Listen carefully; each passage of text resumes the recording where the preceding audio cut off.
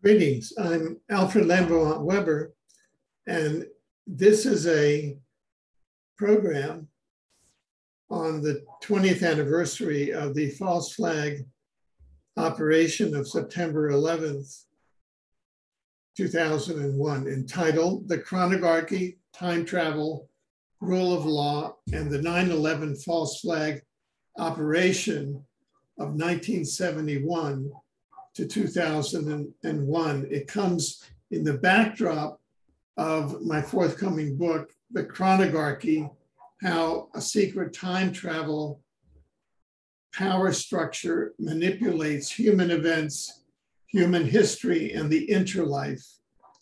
That'll be soon be up along with my books on exopolitics and my books on the omniverse, universe, multiverse, omniverse, that you can access at omniversity.info.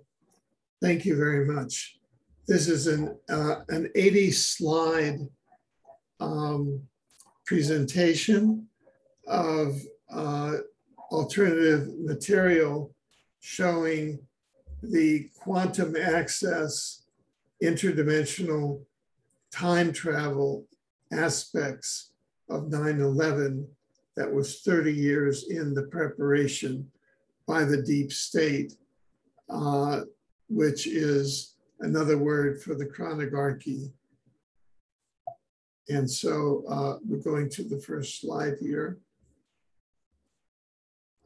So I just want to bring in some of the researchers that have contributed to this. These are Michelle Gibson and Gary Peter Carlson. Michelle Gibson is a researcher on the mud flood, and Gary Peter Carlson on the influence of the archonic or reptilian infiltration into our Earth dimension, reptilians, and a quantum access retrocausation, an invasion of archonic reptilian souls into the Earth dimension. And you can see there some of the references for those who want to go more in depth in it.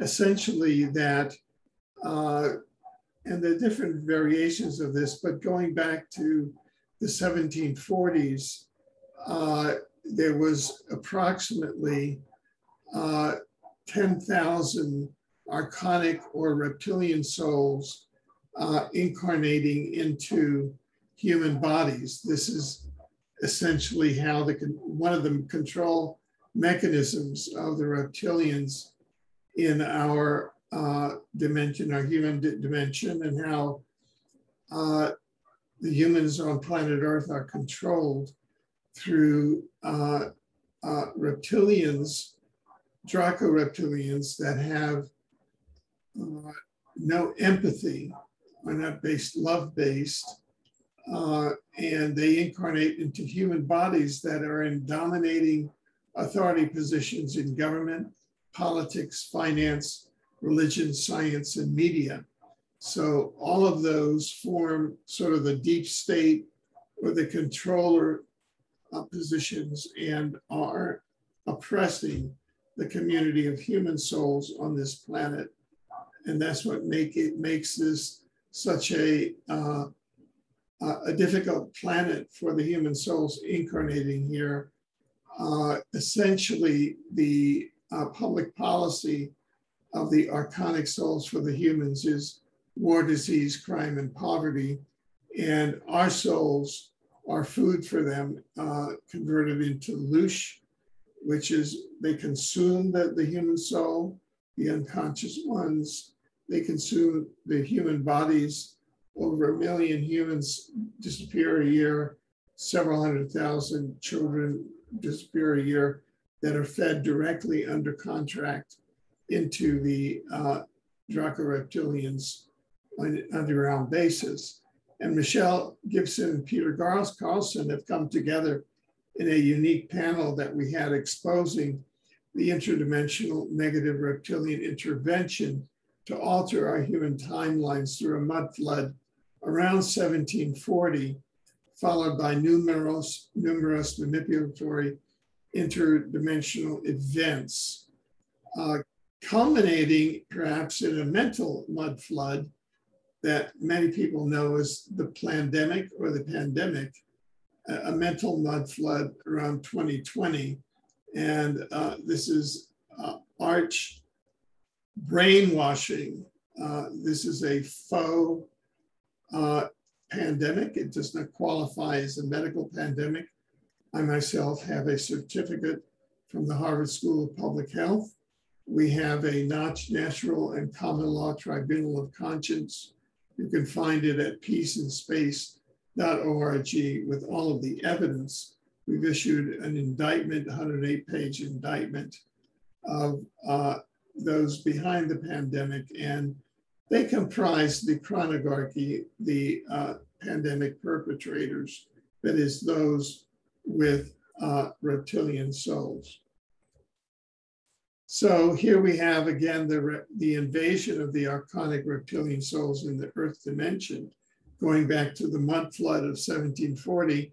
In 1744, Mayor Rothschild of the Rothschild family, this sort of swarm of reptilian souls incarnated into social entities like the Rothschild family that then established the reptilian banking system in 1748 in Bavaria, which became a Rothschild province.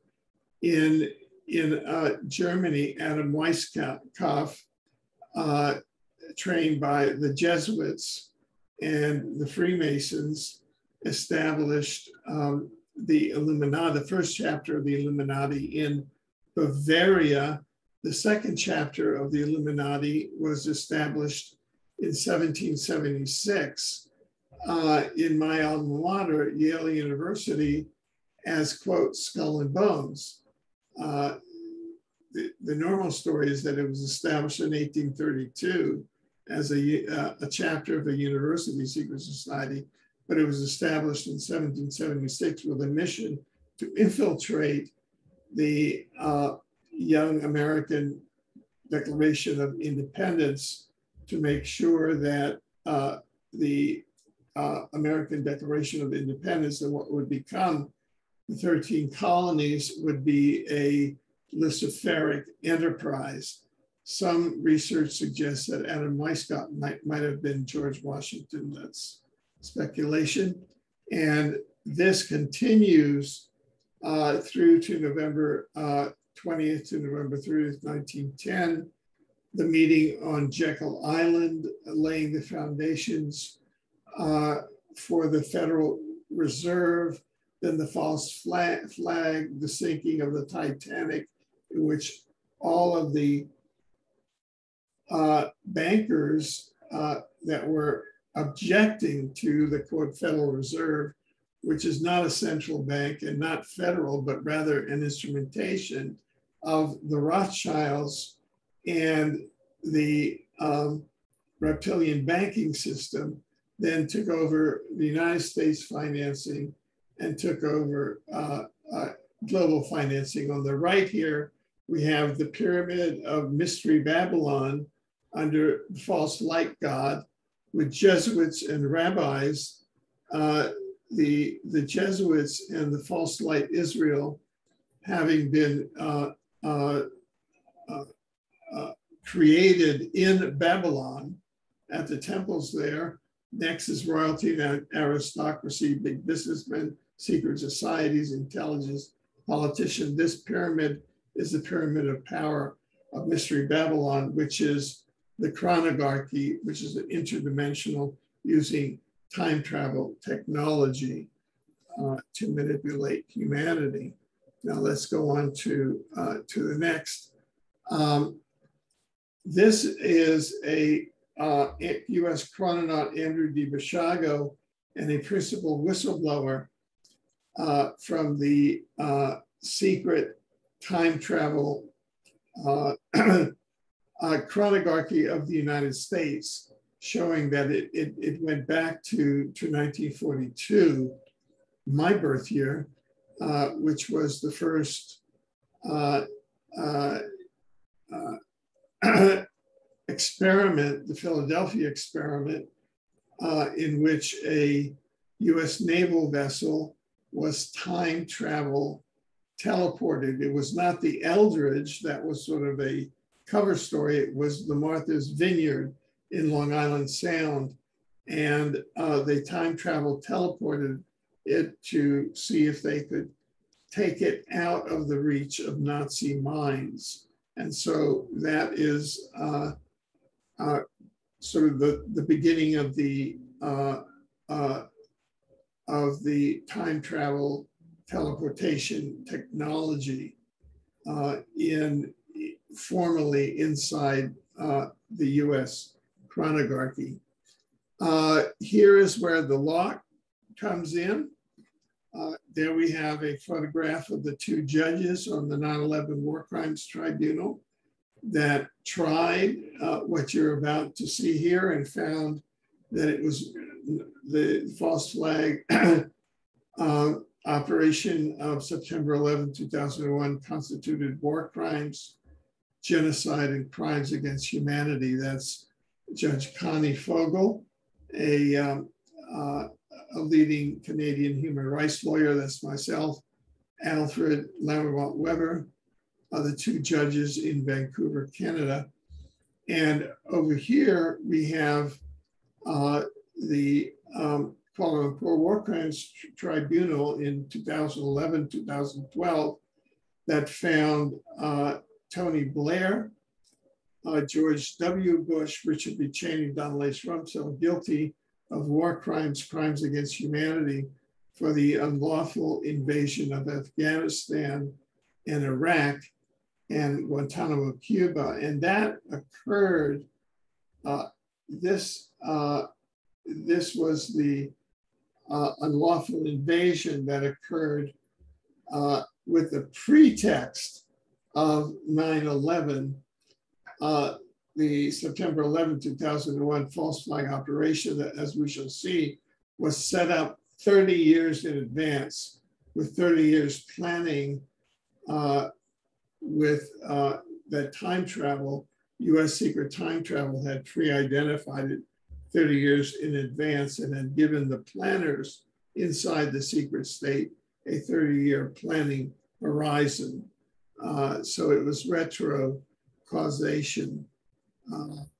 Now, the first piece of evidence that we're going to examine is the affidavit of US chrononaut Andrew D. Basiago that was submitted at the 9/11 War Crimes Tribunal under my direction as judge, tribunal judge, and Connie Fogel's direction as tribunal judge at the Tribunal of Conscience, the 9/11 War Crimes Tribunal.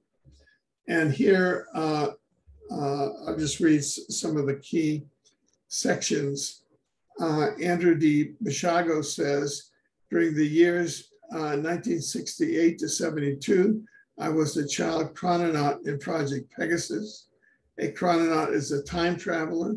Project Pegasus was a classified defense-related research and development program of DARPA, the Defense Advanced Research Project Agency. Project Pegasus was the US time-space program at the time of the emergence of quantum access in the US defense technical community.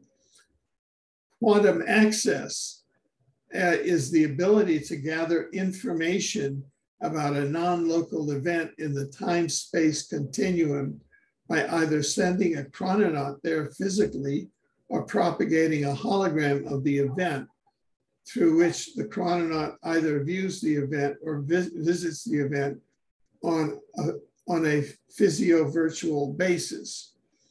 Non-local events are those scenarios that take place in what we call the past and future, but which are actually going on simultaneously in a quantum hologram that consists of a multitude of adjacent, similar, and dissimilar timelines. So that's a very interesting statement scientifically about the nature of time. And that is that the universe that we live in, the physical universe, and the quantum hologram of time consists of events that are occurring simultaneously.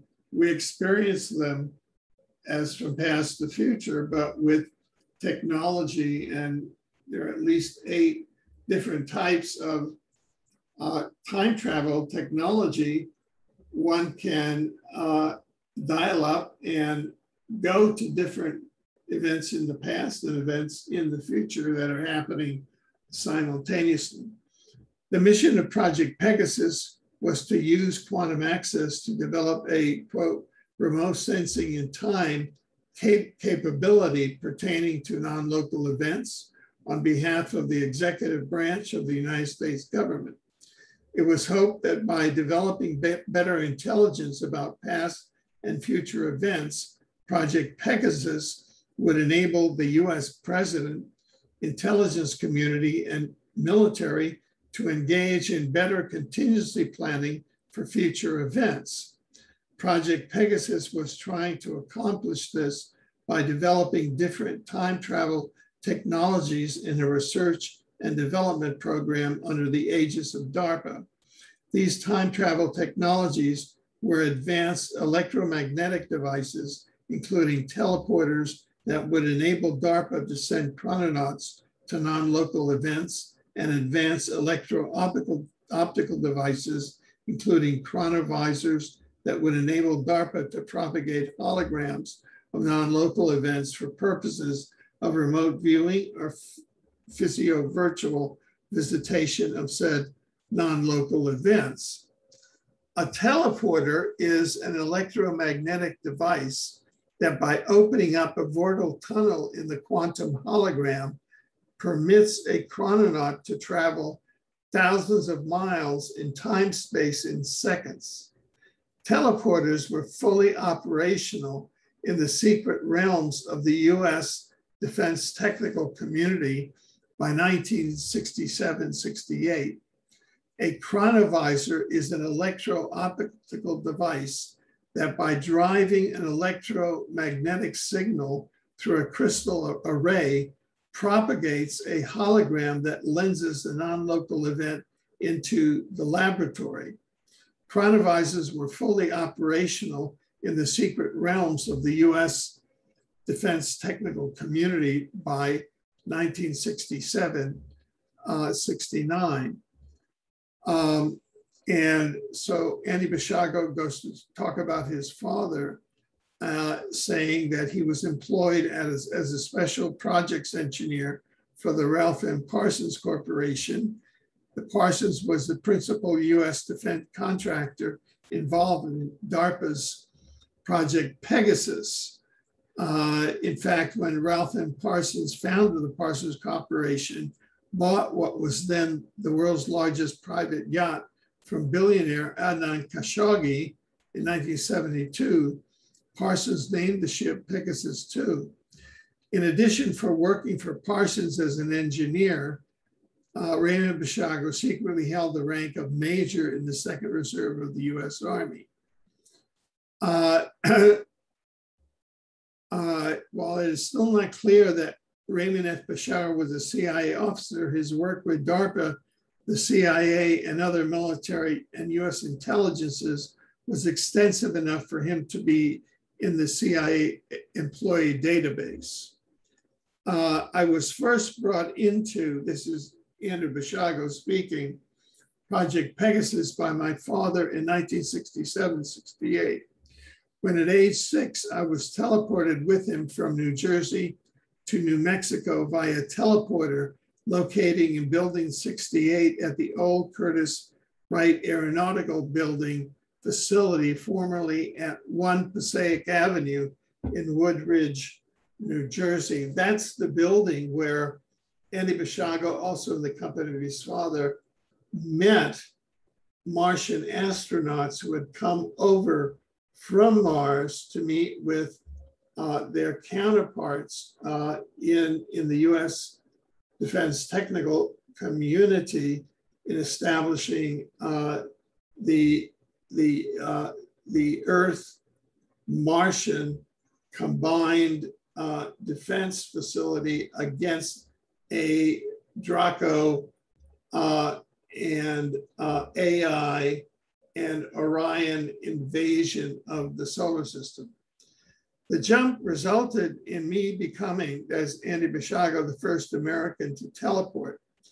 I was officially enlisted in DARPA's Project Pegasus in fall of 1969 at age 7, at the beginning of my 3rd grade year, when I signed a loyalty and secrecy oath on U.S. Department of Defense letterhead.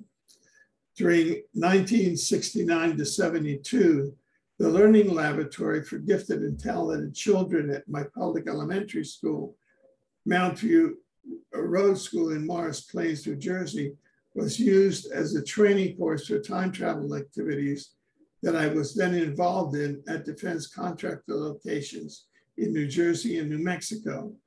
In this educational context, I received alpha intelligence training in such abilities as perception, memory, and communication, and included photo learning on machines called Pegasus with other 150 gifted and talented American school children enrolled in Project Pegasus. And the curriculum included Galileo, emphasizing the study of history and science from the year 1450, and was involved in 8 different forms of quantum access for DARPA. Remote viewing, and the children did remote viewing to view the prisoner of war compound known as the Hanoi Hilton during the Vietnam War in fall of '69 in North Vietnam, to determine whether Lieutenant John McCain was in prison, and if so, where he was in prison. Spinning in September 1970, the children in his group took part in exercises in which they were laid on their backs on a tabletop device and spun clockwise at 33 RPM to go out of body.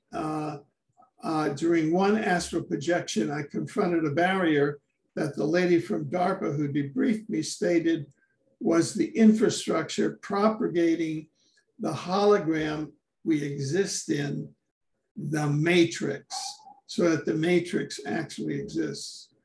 The Montauk Chair, in spring 1970, the children in my group first began to take astral projections to episodes in their own subjective future via the time travel technology known as the Montauk Chair.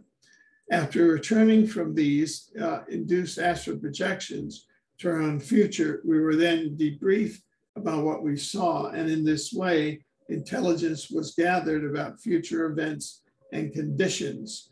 According to Dr. David L. Anderson, the Montauk Chair went national and involved thousands of American children in probes to episodes in their future lives, and he was one of them, that is Andy Basiago. The teleporter. In summer of 1970, the children in my group first began traveling to the state capitol grounds in Santa Fe, New Mexico, via the Teslaporter at the Curtiss Wright Aeronautical Company in Woodridge, New Jersey, and returning to New Jersey via the teleport located at the Sandia National Laboratory in Sandia, New Mexico, adjacent to the Kirtland Air Force Base, northeast of Albuquerque, New Mexico. The chronovisor. In fall 1970, the children in my group began accessing past and future events via 3rd and 4th dimensional Ernetti Gemelli chronovisors situated, those are 2 Vatican cleric scientists who developed the chronovisors, which the Vatican then contracted out to the Pentagon for further application and development. Situated at the General Manufacturing Company in Convent Station, a public auditorium. The plasma confinement chamber. In spring 1972, my father took me to a time lab in East Hanover, New Jersey, where under the direction of Dr. Sterling Colgate, I entered a lucite chamber where plasma was emitted, and while immersed in the plasma, I wormholed to Gettysburg, Pennsylvania on November 19, 1863, where I was depicted in the famous Josephine Cobb photograph of Abraham Lincoln at Gettysburg. Many of you perhaps have seen that image of Andy Bashago at Gettysburg, and we can make that available as well. The Stargate. In the summer of 1972, I took trips to 2045 to retrieve microfilm summaries of intervening events being prepared by project historians in the future. The Stargate through which I jumped was located in the gymnasium at Cerrillos Cultural Center near Cerrillos, New Mexico. We arrived back in the present on the grounds of the microwave tire at the Lobo Overlook in Southwest Colorado. The jump room, before I left my period of service attached to Project Pegasus in 1972, I witnessed a device about the size of a microwave oven through which things like documents from Washington, D.C. were arriving in New Mexico. I believe it was this time travel technology from which the jump rooms were developed, via which by the late 1970s, the US government was sending personnel to Mars. During the 3 years I was officially attached to Project Pegasus from 1969 to 1972, I spent 3 secret summers in New Mexico, living with my father and taking part in time travel activities undertaken at both atomic research institutions like the Los Alamos National Laboratories, LANL, and the Sandia National Laboratory, and smaller labs operated by DARPA in the desolate environments of New Mexico. These secret summers were effectuated by my father, and I teleported to New Mexico, spending the summers there, and then at the end of the summer, teleporting back to New Jersey so as to arrive on the afternoon of the morning that we had left at the beginning of the summer. In this way, the time loop created by our quantum displacement in New Mexico was closed, and time travel was used to conceive time travel research via the propagation of a time loop and its subsequent disappearance. These secret or hidden summers were the first summer 1971, summer 1973, access from fall 1971, and the first summer 1972. I say first summer 1971 and 72 because after these summers, my father and I lived second summers with a different set of experiences upon returning to New Jersey.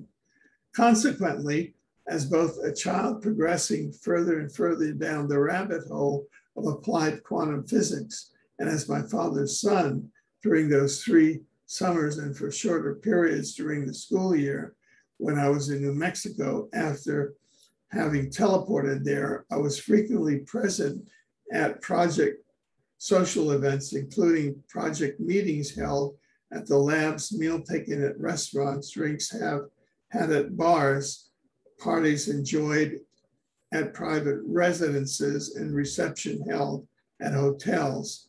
In that context, I met many distinguished Americans who were either project principals or who were interested in the project activities who were being brought through project social networks so that they could be briefed about their roles in future events as individuals who had been identified as persons of interest related to their personal destinies as national leaders of the United States. The project principals that I met included Dr. Hal Lynn Agnew, who served as a federal administrator of Project Pegasus during his tenure as director of LANL, Dr. Edward Teller, who I once met when he was trying to fix a chronovisor at Lano, Dr. Stephen Lukasik, when he was serving as the director of DARPA, Dr. Eben Brownie, when he was serving as the director of the Directorate of Science and Technology of the CIA, John A. McCone, the former director of the CIA, Dr. Sterling Colgate, when he was president of the New Mexico Institute of Science, Dr. Emilio Segre, who had a discussion with my father, and the existence of teleportation, Don Lace Rumsfeld, the future Secretary of Defense, who served as the defense attaché of Project Pegasus.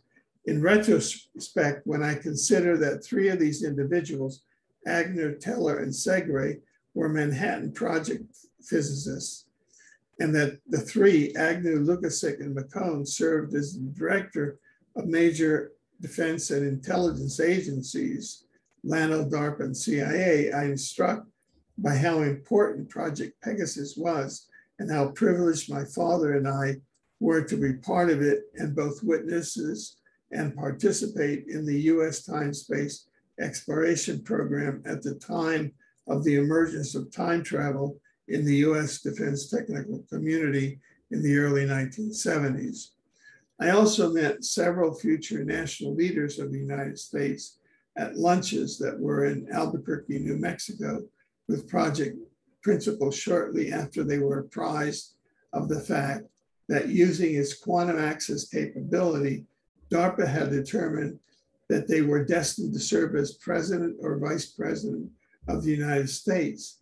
These individuals, including President George H.W. Bush, Vice President Richard B. Cheney, President George W. Bush, and President William J. Clinton. So all of these presidents were pre-identified in 1971 by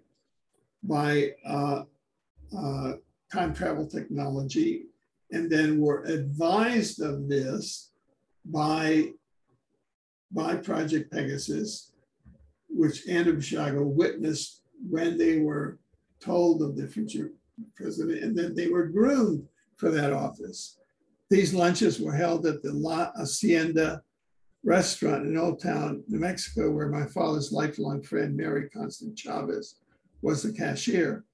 In this unusual and unprecedented social milieu, in which American defense officials operating in the present were sharing intelligence data from the future with both future national leaders and their colleagues on the project, I had on occasion the opportunity to hear shop talk that was filtering through the social networks of Project Pegasus, in which project principals were revealing what they knew about future events, developments, and conditions.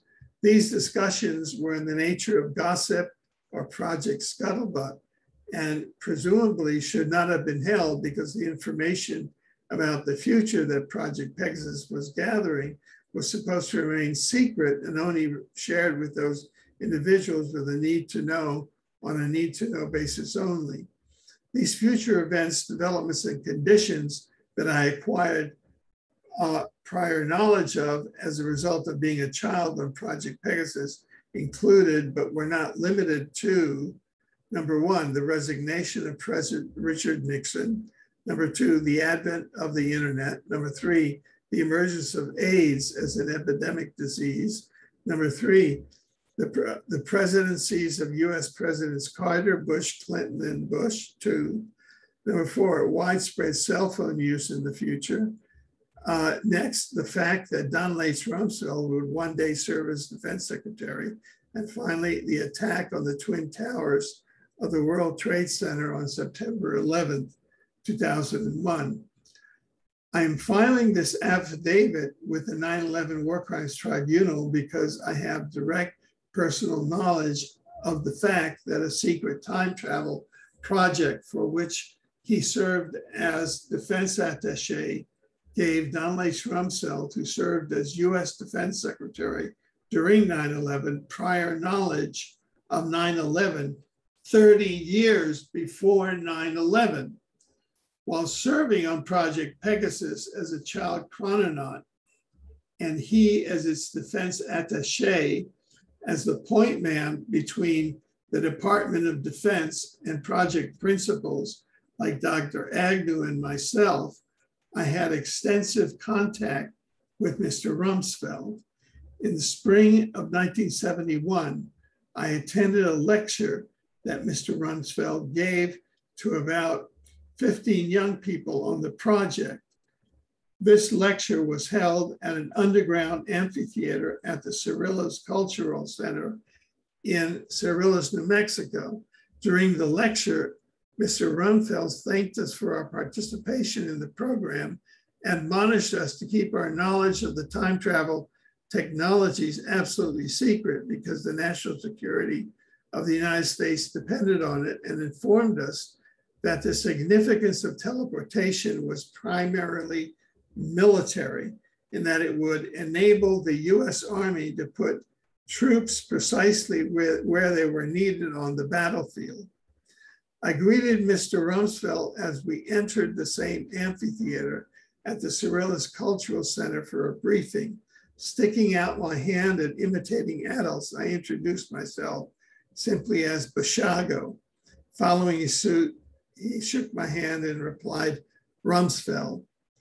I was in the company of my father in 1971, where we entered a bar in Albuquerque, and my father had a conversation with Mr. Rumsfeld, in which my father and Mr. Rumsfeld commiserated about being involved in a program that was involving American school children in time travel. During this conversation, my father informed him that the program had determined that he was destined to make defense secretary. Mr. Rumsfeld replied, I know that, Ray. I read that in one of the reports, but that's one future event that I'll only believe when it happens. I was again in the company of my father in 1972 when my father was briefed by Mr. Rumsfeld about the fact that upon high school graduation, the children in the program would be admitted to the US Naval Academy at Annapolis as a pretext for involving them in future project activities, as Mr. Rumsfeld stated. In addition, I was a guest at an afternoon reception at a downtown hotel in Albuquerque. After drinks were served, Mr. Rumsfeld regaled those around him with stories of his exploits as a naval aviator during the Korean War. The 9/11 event was spoken of openly within Project Pegasus inner circle. I think this was the case because it was not only a future event that had been detected within the program, but because it was a dramatic future event. It was a future event that had implications for the national security of the United States.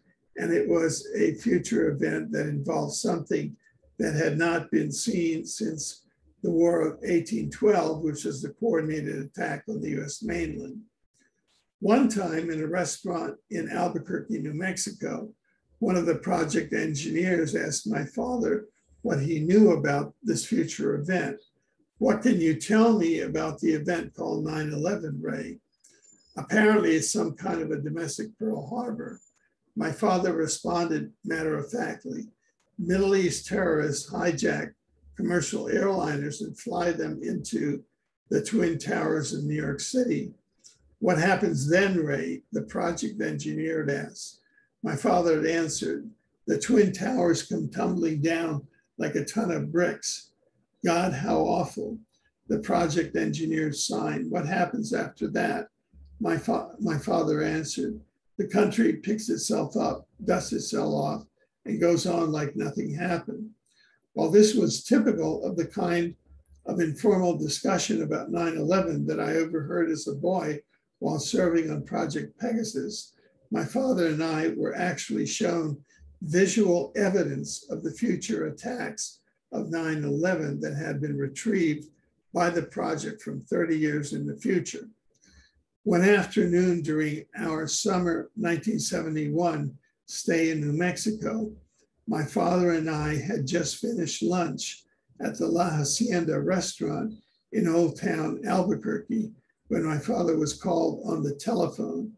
He listened intently and then said, "I'll be right down," when he hung up the phone and said, "Let's go."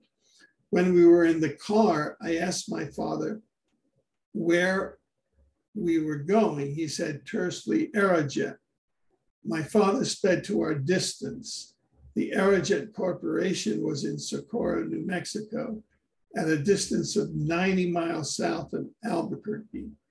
We reached Aerojet in a little over an hour, meaning that we must have been traveling at 80 to 85 miles per hour for my father to get us there so swiftly by private automobile.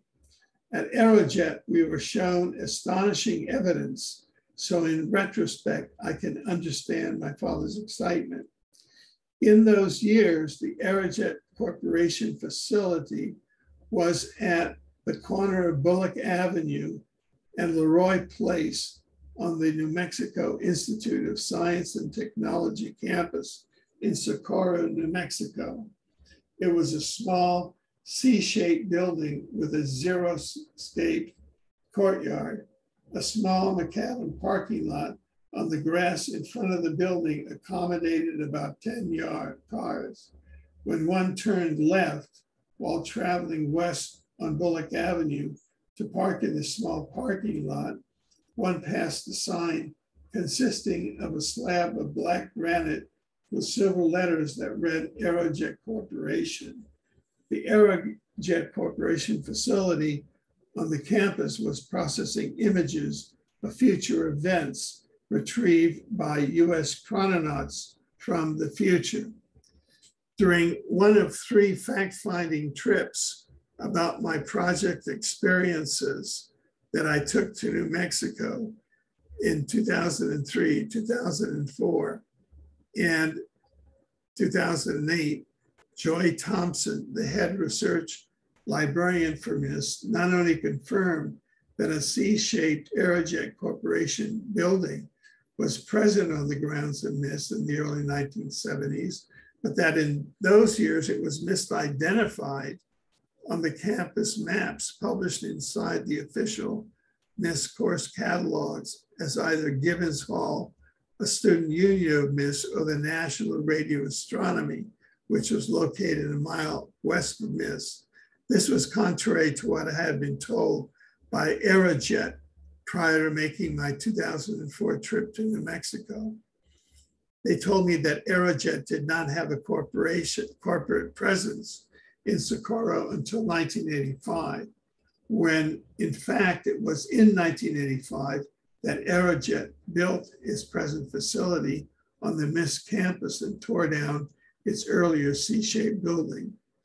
When in 1971, my father and I entered the Aerojet building through a door in the interior of the C, my father showed an armed security guard his Department of Defense identification card and told the guard, "My son's with me."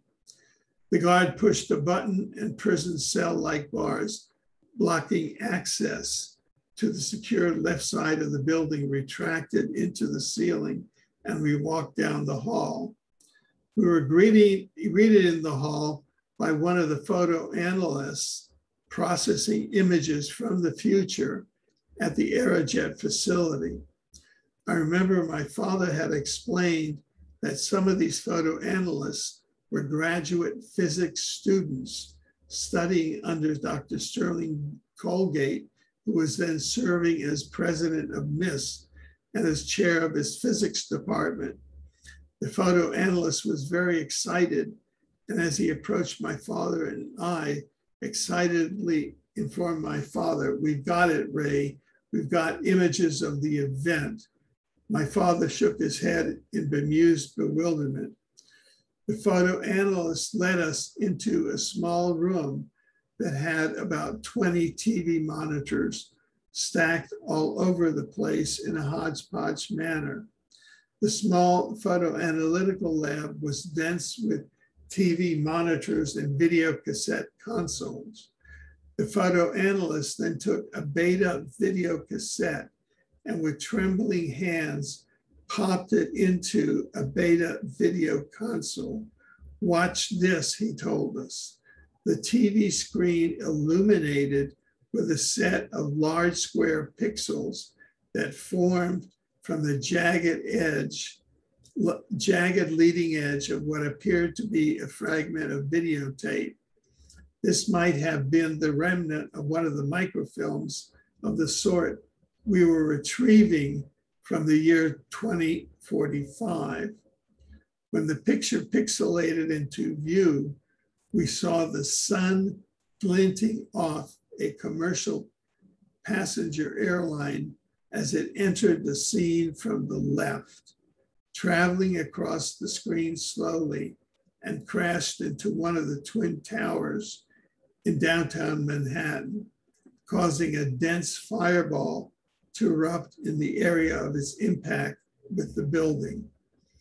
The videotape loop that we were shown was approximately 20 seconds in duration.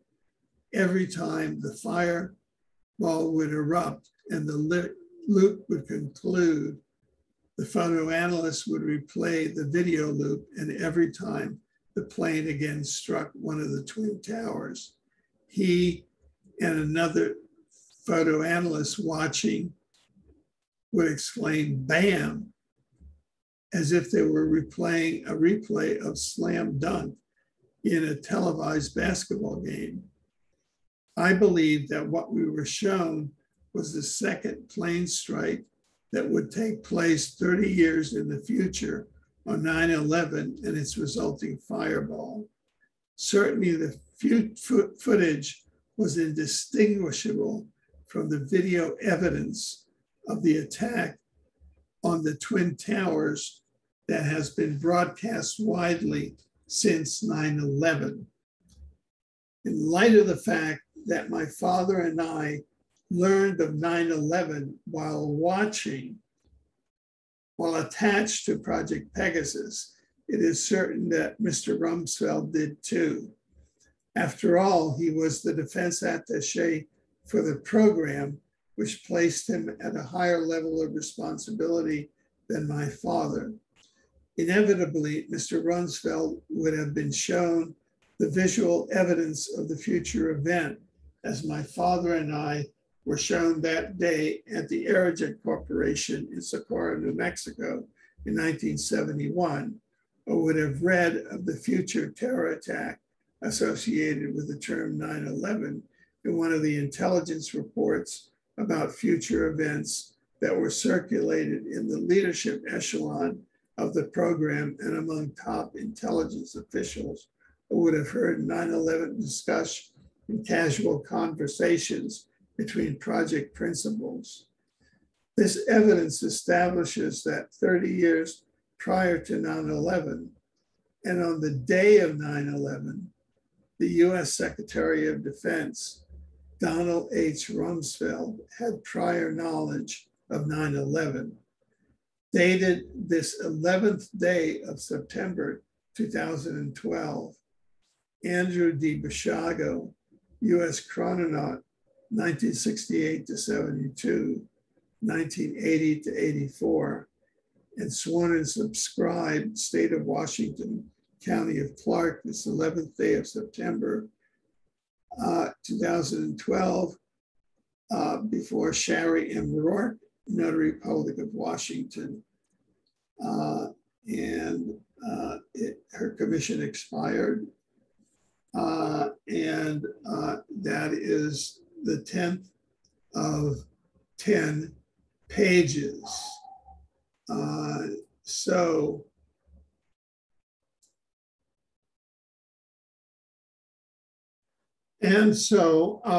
here we have the famous Josephine Cobb photograph, two different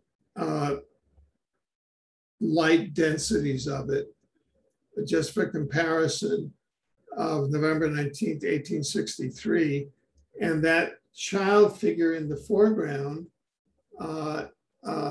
Andrew Basiago has identified as himself. That's Andrew Bashaga, who was sent back by plasma confinement chamber to 1863.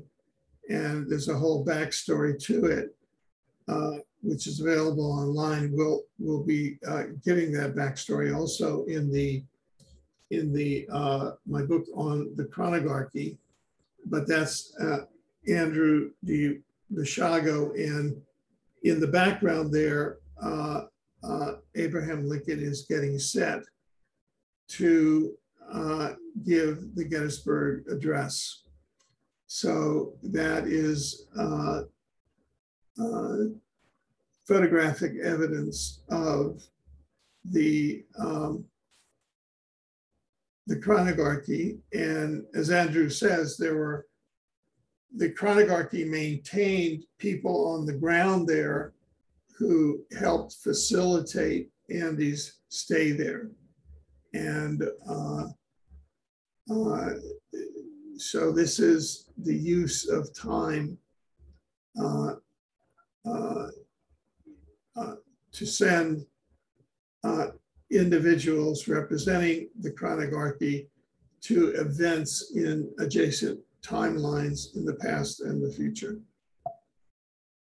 Okay, so let's continue with our time travel, exotic technologies, the 9/11 events, and legal accountability.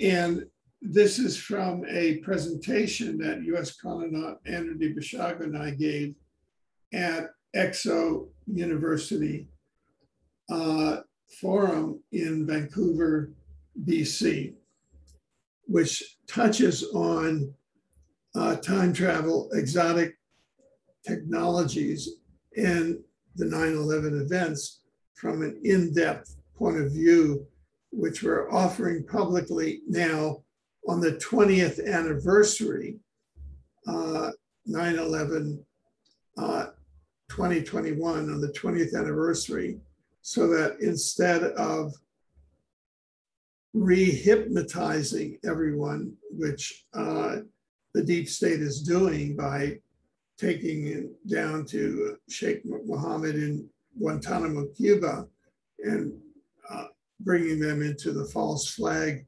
false narrative, we're deconstructing that to show people what actually occurred with a 30-year planning horizon from 1971.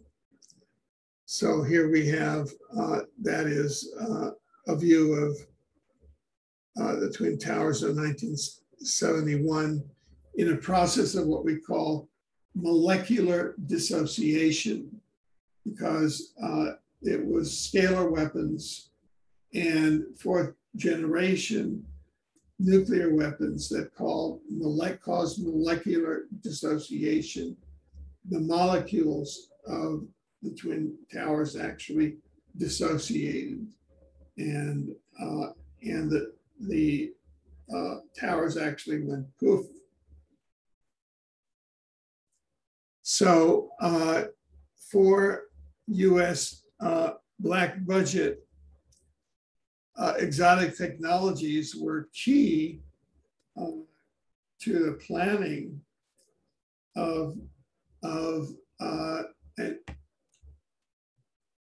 and or carrying out of the 9/11 false flag psyops. Number one was time travel, quantum access, Tesla-based time travel teleportation to access the images of 9/11 in 1971. And as we showed, this was just set out in Andrew D. Bashago's sworn affidavit to the 9/11 tribunal, which was sworn on September 11, 2012. And that is, again, a photograph of the molecular dissociation of the Twin Towers on September 11, 2001. It just is going poof with the technologies of scalar weapons, HARP, and fourth generation nuclear weapons. We had directed energy weapons, HARP, and airborne and land-based directed energy weapons for controlled demolition of the World Trade Center towers by molecular dissociation. And there we had the very fine research of Dr. Judy Wood and Loren Murray, MA, PhD. And a fourth generation mini nuke for controlled generation of the World Trade Center, and 9/11 remote control anti-gravity UFOs.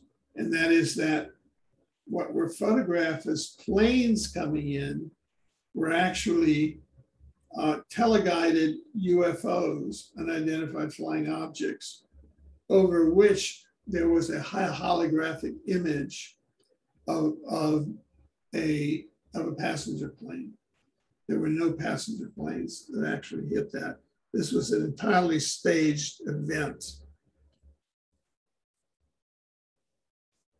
Time travel. Tesla-based time travel was developed in DARPA's Project Pegasus, 1968 to 72, under the policy insight of then Nixon cabinet member Donald H. Rumsfeld.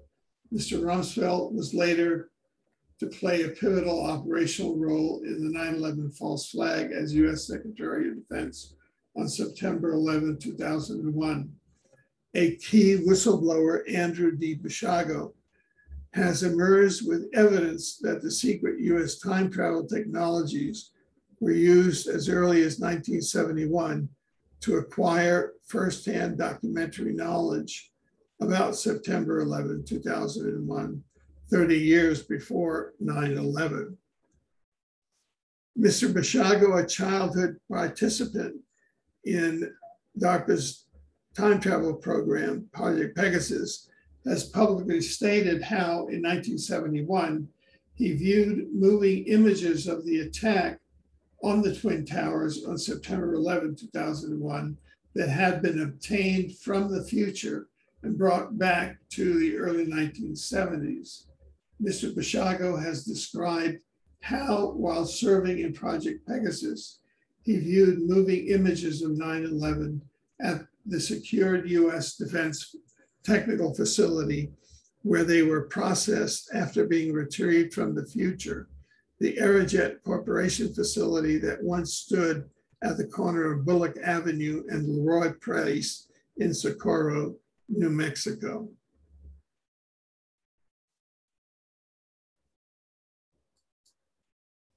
Mr. Basiago continues, we were seeing the conventional post 9/11 images that showed a plane with the additional element that the images had been ferried back from a repository in the future. We were seeing images from the future of the conventional 9/11 cover story featuring from the planes. To my knowledge, there wasn't a chronovisor array in Socorro. In other words, there were cover story images of 9/11 that were time travel, either time travel teleported or by chrononaut brought back to the Socorro facility in 1971. Mr. Basiago states, what I saw and later described was an Aerojet facility falsely described as Gibbons Hall, a student union of New Mexico Tech, was being used by Aerojet and the physics faculty of New Mexico to retrieve portions of the microfilm that had not been erased when it was jumped back in time by a Stargate to the present.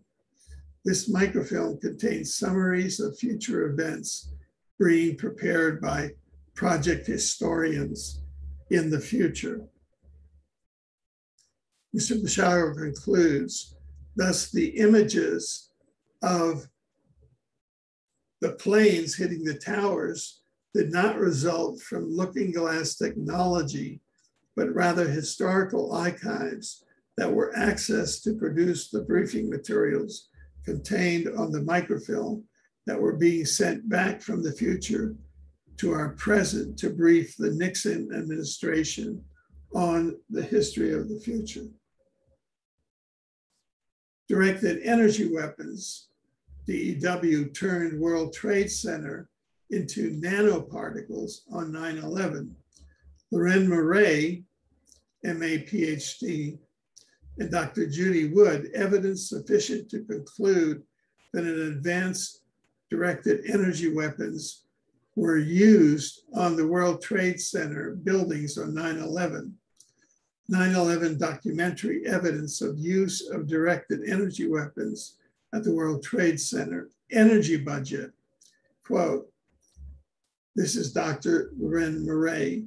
The energy required to take down the buildings and to create the very small size of the particles of the dust must be accounted for.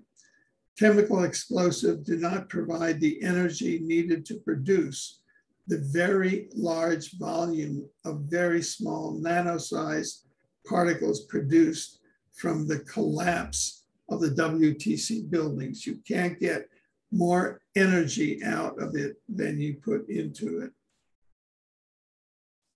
Directed energy weapons, DEW, the seismic record. The energy budget recorded in the seismic record on the day of 9/11 and the collapse of the World Trade Center buildings did not reflect the mass of the building materials involved in the collapse, nor the nearly free fall of the collapsing buildings.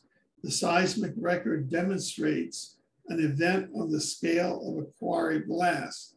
What was the thud that would have accompanied the World Trade Center building collapse? And these are some of the energy waves signatures, seismological signatures on 9/11. Kinetic energy. Two robust World Trade Center buildings with a very robust steel beam reinforcement would release a sizable amount of kinetic energy from the buildings falling. That would be all of the energy that went into the construction of the World Trade Center buildings. The release of that amount of kinetic energy is not reflected in the physical evidence on the seismic record. Into what physical process did the kinetic energy go?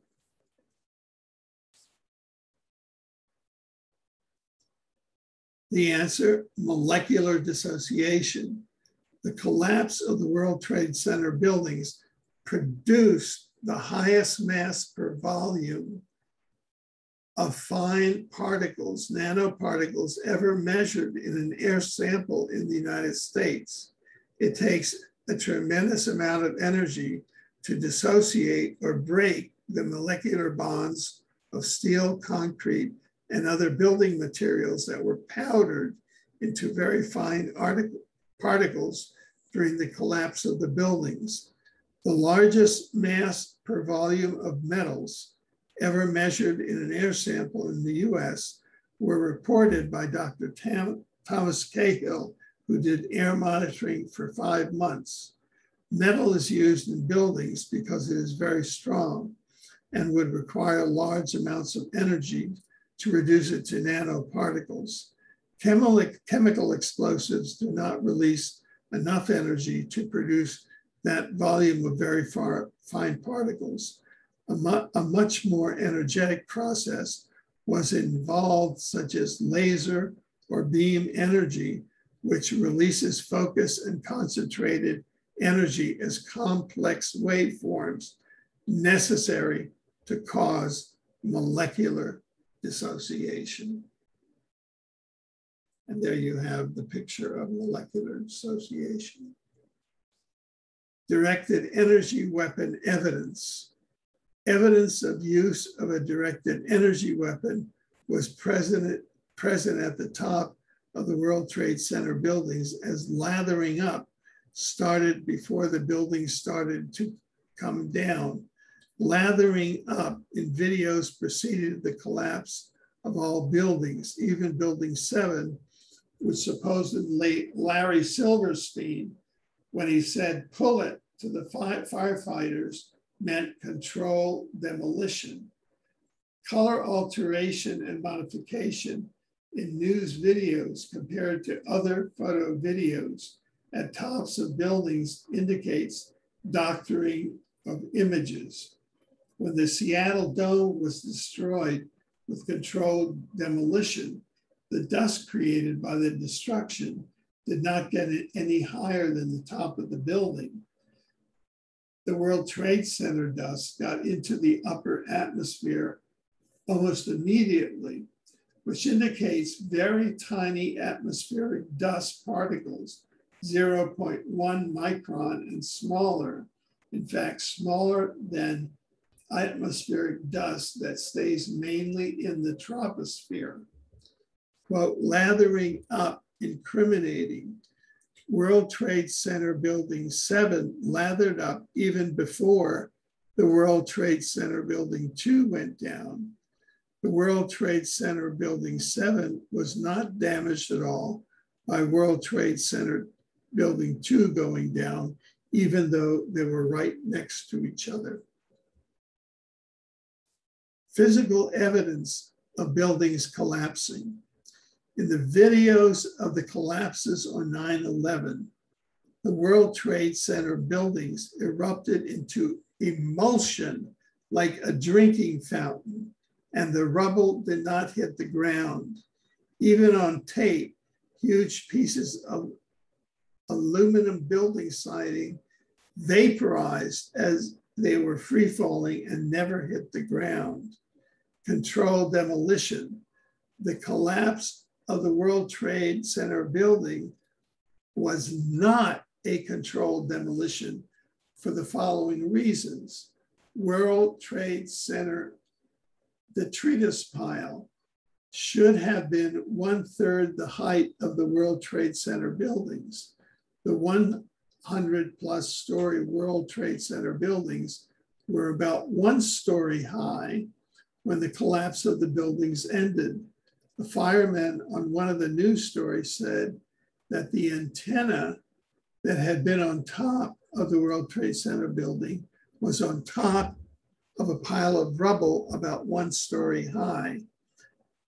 The rubble pile should have been 35 stories if it was a controlled demolition. And you can see here from the World Trade Center, September 11, 2001, that there is no detritus. The rubble pile is only about 1 story high. Directed energy weapons, DEW, 9/11 satellite photos.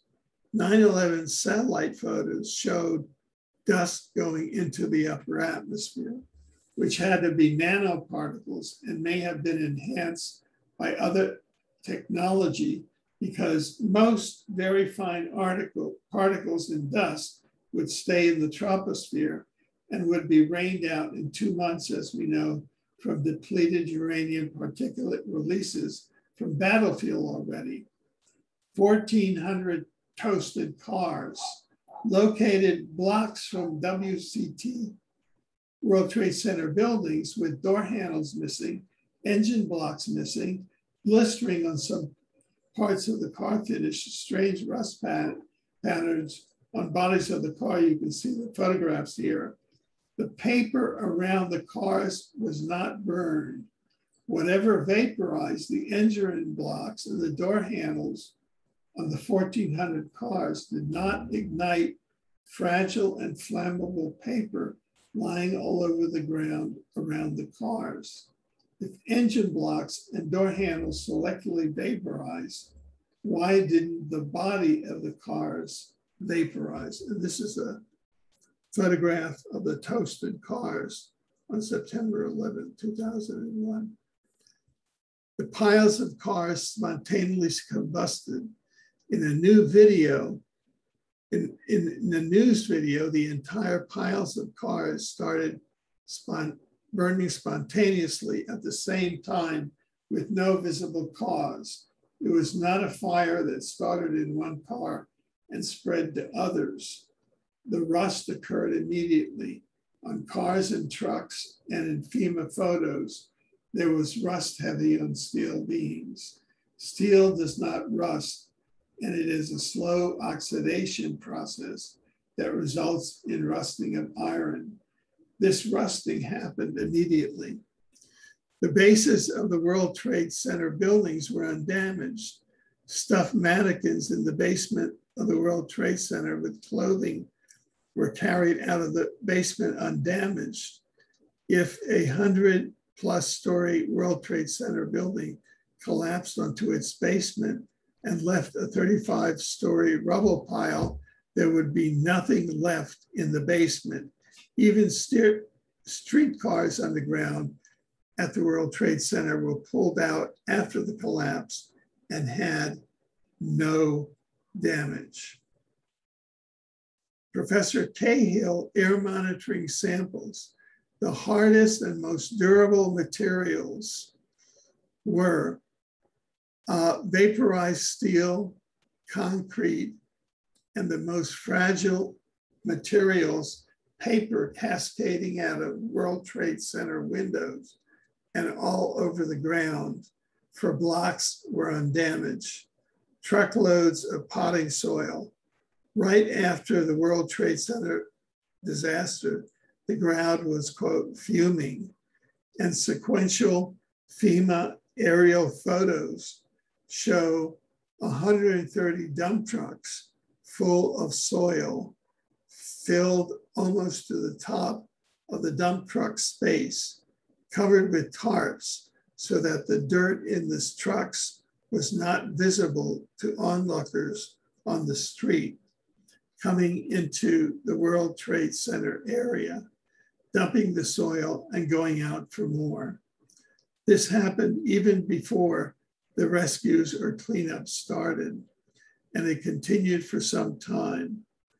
The piles of soil were left for a week and got higher each day in sequential photos.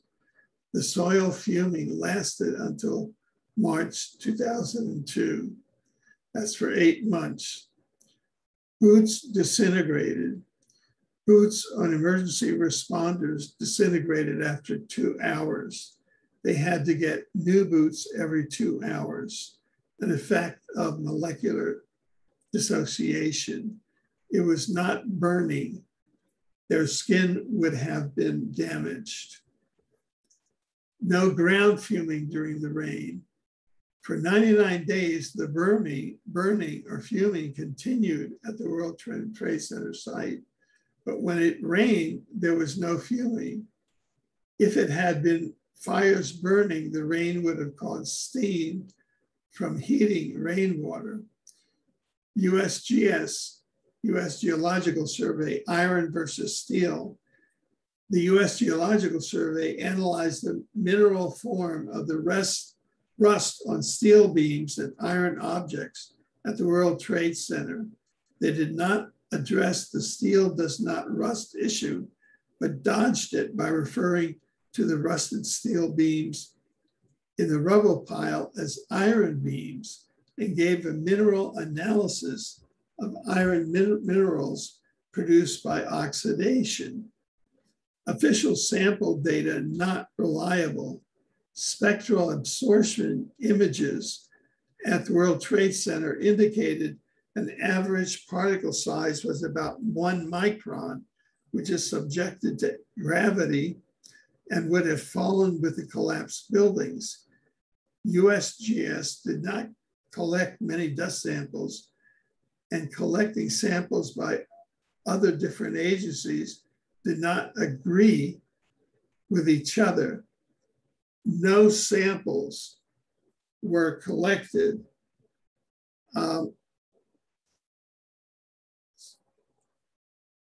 No samples were taken at the toasted cars. Evidence of 4th generation mini nukes used at the World Trade Center on 9/11 The proven existence of mini nukes and micro nukes. Massive outward explosion as seen in videos of the tower's collapses, quote, end quote. Vaporization of a large steel press in the World Trade Center basement. The wrinkling into foil of a steel and concrete door. The spherical blast wave destruction. The nuclear meteorite, i.e. a chunk of World Trade Center debris with 4 floors fused together. The feeling of heat without fire of numerous witnesses. The burned or hanging skin, for example, of Felipe David without fire, like so many Hiroshima victims. The responders' teeth later falling out, Tartaglia, like numerous American Army A-bomb test veterans and victims. The missing, presumably vaporized building contents. These are evidence of 4th-generation mini nukes used at the World Trade Center on 9/11.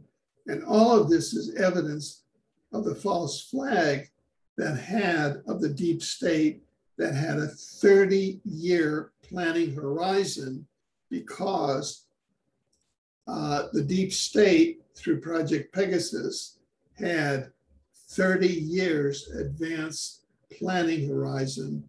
They had knowledge of 9/11 30 years in advance.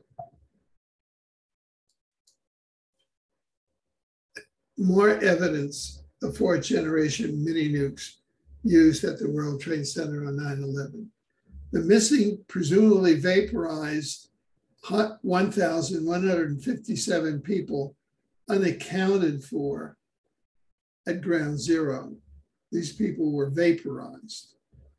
The massive evidence of the China syndrome of resultant nuclear reacting fragments causing the very high heat and molten steel witnessed and photographed by so many firefighters and responders for at least 6 months after 9/11. And we should say that it has been pointed out that nuclear death by nuclear weapons is extremely spiritually dangerous, because it is known to damage the soul, so that these 1,157 persons who were vaporized, their souls may have been damaged or destroyed as well.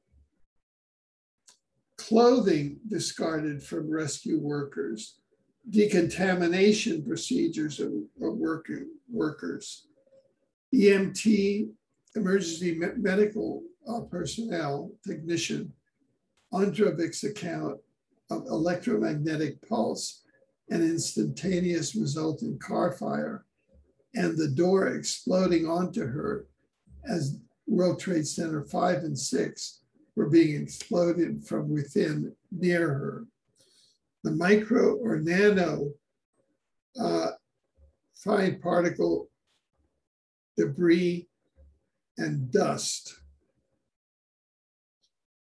9/11 and UFOs. There are multiple video and photograph images of UFOs near the World Trade Center on 9/11. What is the origin and role of the UFOs? Are the UFOs part of the PSYOPs, a holographic image of the plane? Are the UFOs part of the false flag operation? Are the UFOs disinformation plants? Are they ET sourced? What is the role of the British Crown, of the Rothschilds in 9/11? The 9/11 perpetrators within the US government. That's George W. Bush reading at a school, a classroom, and this is, he's already been informed, and this is part of the false flag.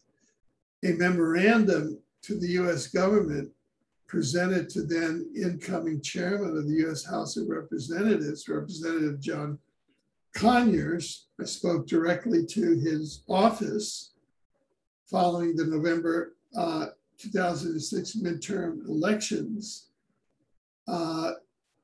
We were instrumental in preparing that memorandum for Representative John Conyers' office, and he was on the Judiciary Committee that oversees impeachment of the president. And I spoke to his secretary at length. Sets out prima facie evidence for the appointment of an independent prosecutor to prosecute then Presidents George W. Bush, Vice President Richard B. Cheney, and Secretary of Defense Donald H. Rumsfeld, and numerous Jane and John Does for treason under Article 3.3 of the US Constitution for acts committed on September 11, 2001. Article 3.3 of the US Constitution provides for Section 3, treason against the United States shall consist only in levying war against them or in adhering to their enemies, giving them aid and comfort. No person shall be convicted of treason unless on the testimony of two witnesses to the same overt act or on open confession in open court. Now,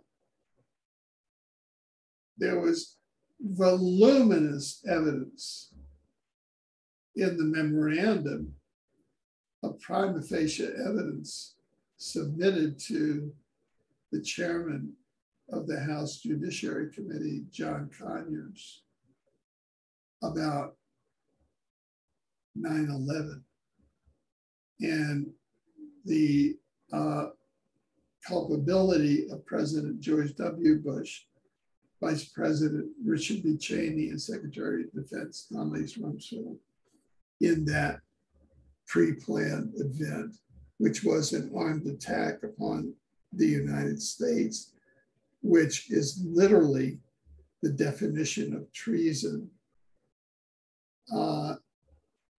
in Article 3.3 of the US Constitution.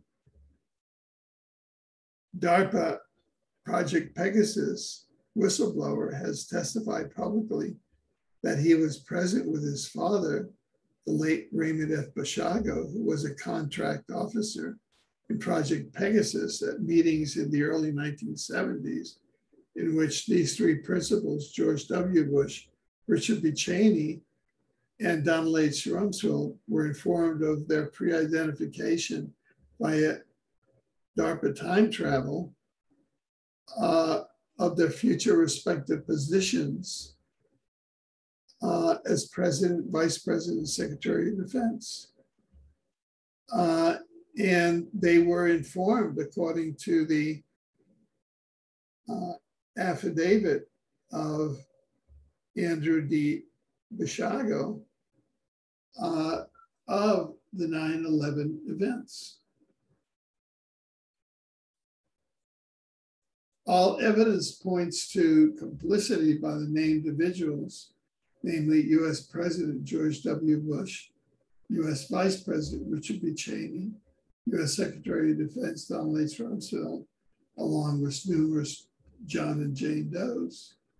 This prima facie evidence sustains a constitutional joint resolution of the US Congress to appoint an independent prosecutor under the authority of Article 3.3 of the US Constitution to prosecute treason against the United States by US President George W. Bush, US Vice President Richard B. Cheney, US Secretary of Defense Donald H. Rumsfeld, and other Jane and John Does for planning and carrying out these acts of treason as defined in Article 3.3 of the US Constitution by conspiring to carry out, carrying out or causing to be carried out an armed attack upon the United States on September 11, 2001, as part of a strategic deception operation. How could the hijacked airliners have struck the World Trade Center and the Pentagon? Within a few days, a second story was put out, according to which NORAD had sent up fighters, but because the FAA, Federal Aviation Administration, notification had unaccountably come very late, the fighters did not arrive soon enough to prevent the attacks. Critics showed, however, that even if the FAA's notifications had come as late as NORAD claimed, there would have been time for interceptions to occur. The second story did not, therefore, remove the suspicion that a stand-down order had been given. The 9/11 Commission report gives a third account, according to which, contrary to NORAD's timeline of September 18, 2001, the FAA did not notify NORAD about flights 175 and 77 until after they had struck their targets. This third story, besides contradicting the second story, and also considerable evidence that the FAA had notified the military in a timely manner, contains many inherent implausibilities. It does not accordingly remove grounds for suspicion that a stand-down order had been issued, a suspicion for which there is ear witness testimony. Second, however, the fires in these three buildings were not very big, very hot, or very long lasting, compared with some steel frame high rises that did not induce collapses. In 1991, for example, a fire in Philadelphia burned for 18 hours. In 2004, a fire in Caracas burned for 17 hours, but neither of these fires resulted in even a partial collapse, let alone a total collapse. By contrast, the World Trade Center's north and south towers burned only 102 and 56 minutes, respectively, before they collapsed. Building 7, more only, had fires on only a few floors, according to some witnesses, and had all the photographic evidence. Third, total collapses of steel frame high-rise buildings have never, either before or after 9/11, been brought about by fire alone or fire compared with structural damage from airplanes.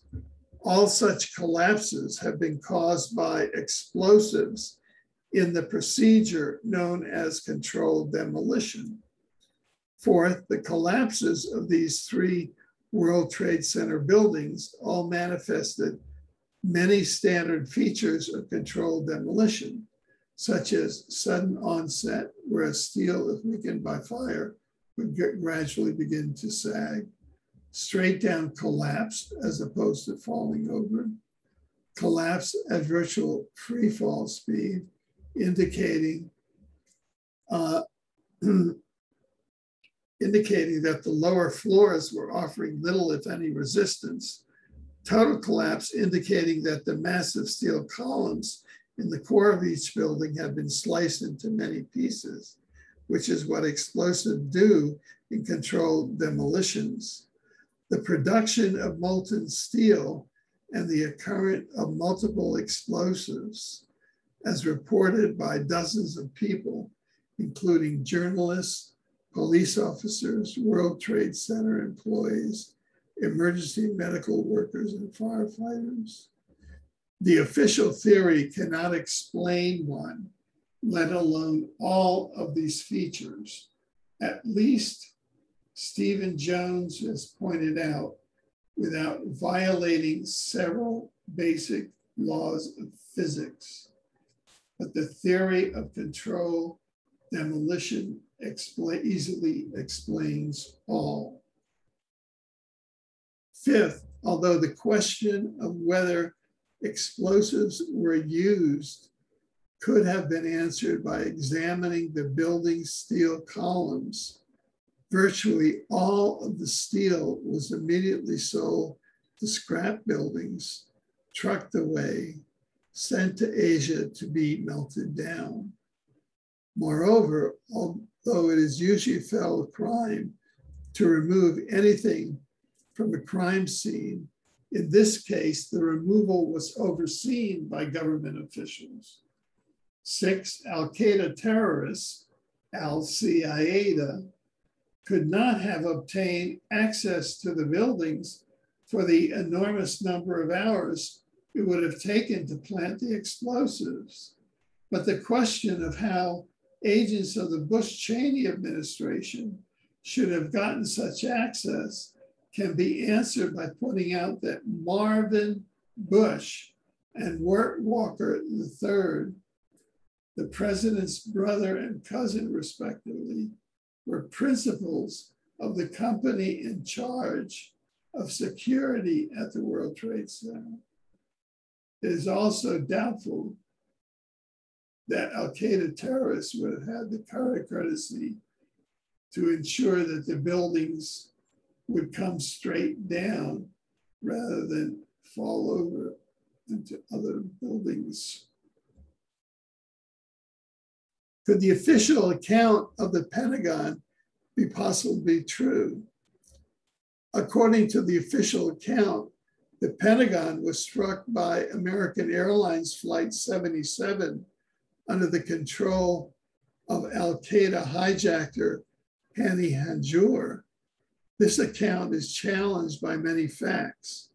First, Flight 77 allegedly, after making a U-turn in the Midwest, flew back to Washington undetected for 40 minutes, even though it was then unknown that hijacked airliners were being used as weapons. And even though the US military has the best radar systems in the world, one of which it brags, quote, it does not miss anything occurring in the North American airspace. Secondly, the aircraft, in order to hit the West Wing, reportedly executed a 270-degree downward spiral, which according to some experts would have been impossible for a Boeing 757. Hanjour, moreover, was known as a terrible pilot who could not even fly a small airplane. Third, how could a pilot as poor as Hanjour found his way back to Washington without guidance from the ground? Fifth, terrorists brilliant enough to get through the US military's defense systems would not have struck the West Wing for many reasons. It had been reinforced, so the damage was less severe than a strike anywhere would have been. It was still being renovated, so relatively few people were there. The Secretary of Defense and all the top brass, whom the terrorists presumably have wanted to kill, were in the East Wing, and hitting the West Wing would have required a difficult maneuver, whereas crashing onto the roof would have been easier and deadlier. 6, there is considerable evidence that the aircraft struck the Pentagon. The aircraft that struck the Pentagon was not even a Boeing 757. For one thing, unlike the strikes on the Twin Towers, the strike on the Pentagon did not create a detectable seismic signal. Also, the kind of damage and debris that would have been produced by a Boeing 757 was not produced by the strike on the Pentagon. Lieutenant Colonel K. Kwiatkowski writes of a, quote, Strange lack of visible debris on the Pentagon lawn, where I stood only moments after the impact. I saw no airplane metal or cargo debris. Photographs show that the facade of the West Wing remaining standing for 30 minutes after the strike, and that during this time, the hole in this facade was only about 16 to 18 feet in diameter. A Boeing 757 has a wingspan of about 125 feet, and a steel engine is mounted on each wing. And yet there was, as former Air Force Colonel George Nelson has pointed out, no visible damage on either side of this hole. Former pilot Ralph Umholtz, discussing both debris and damage on the basis of the photographic evidence, writes, "There is no doubt that a plane did not hit the Pentagon, and there is no hole big enough to swallow a 757. There is no viable evidence of burning jet fuel. The pre-collapse Pentagon section showing no forward-moving damage. There was no tail, no wings, no damage consistent with a B-757 crash.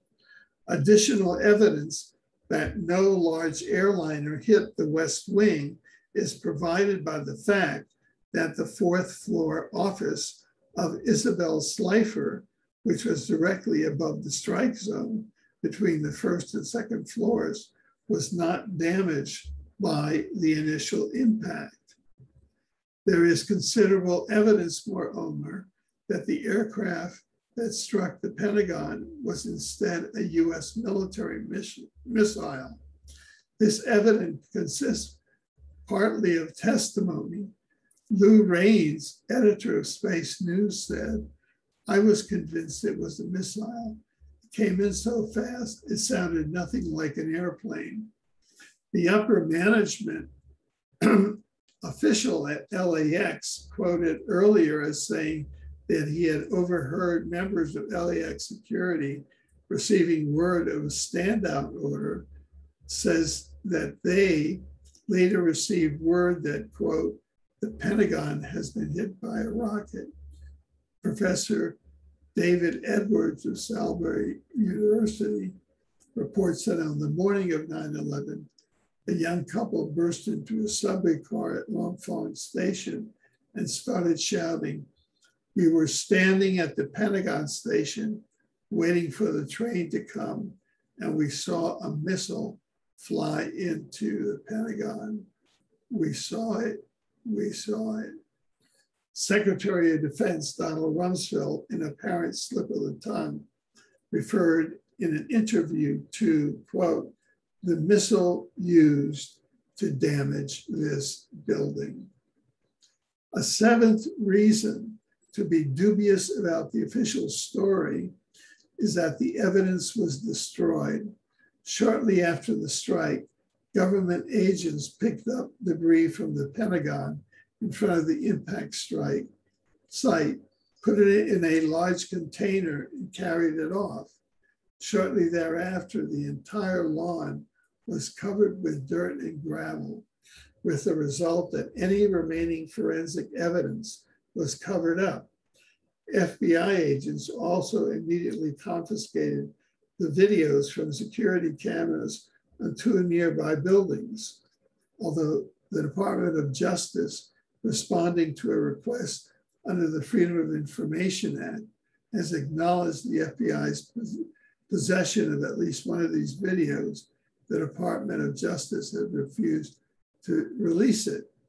These seven problems, besides challenging the official account, collectively indicate that the strike on the Pentagon was orchestrated by forces within our own government, an act that would constitute treason.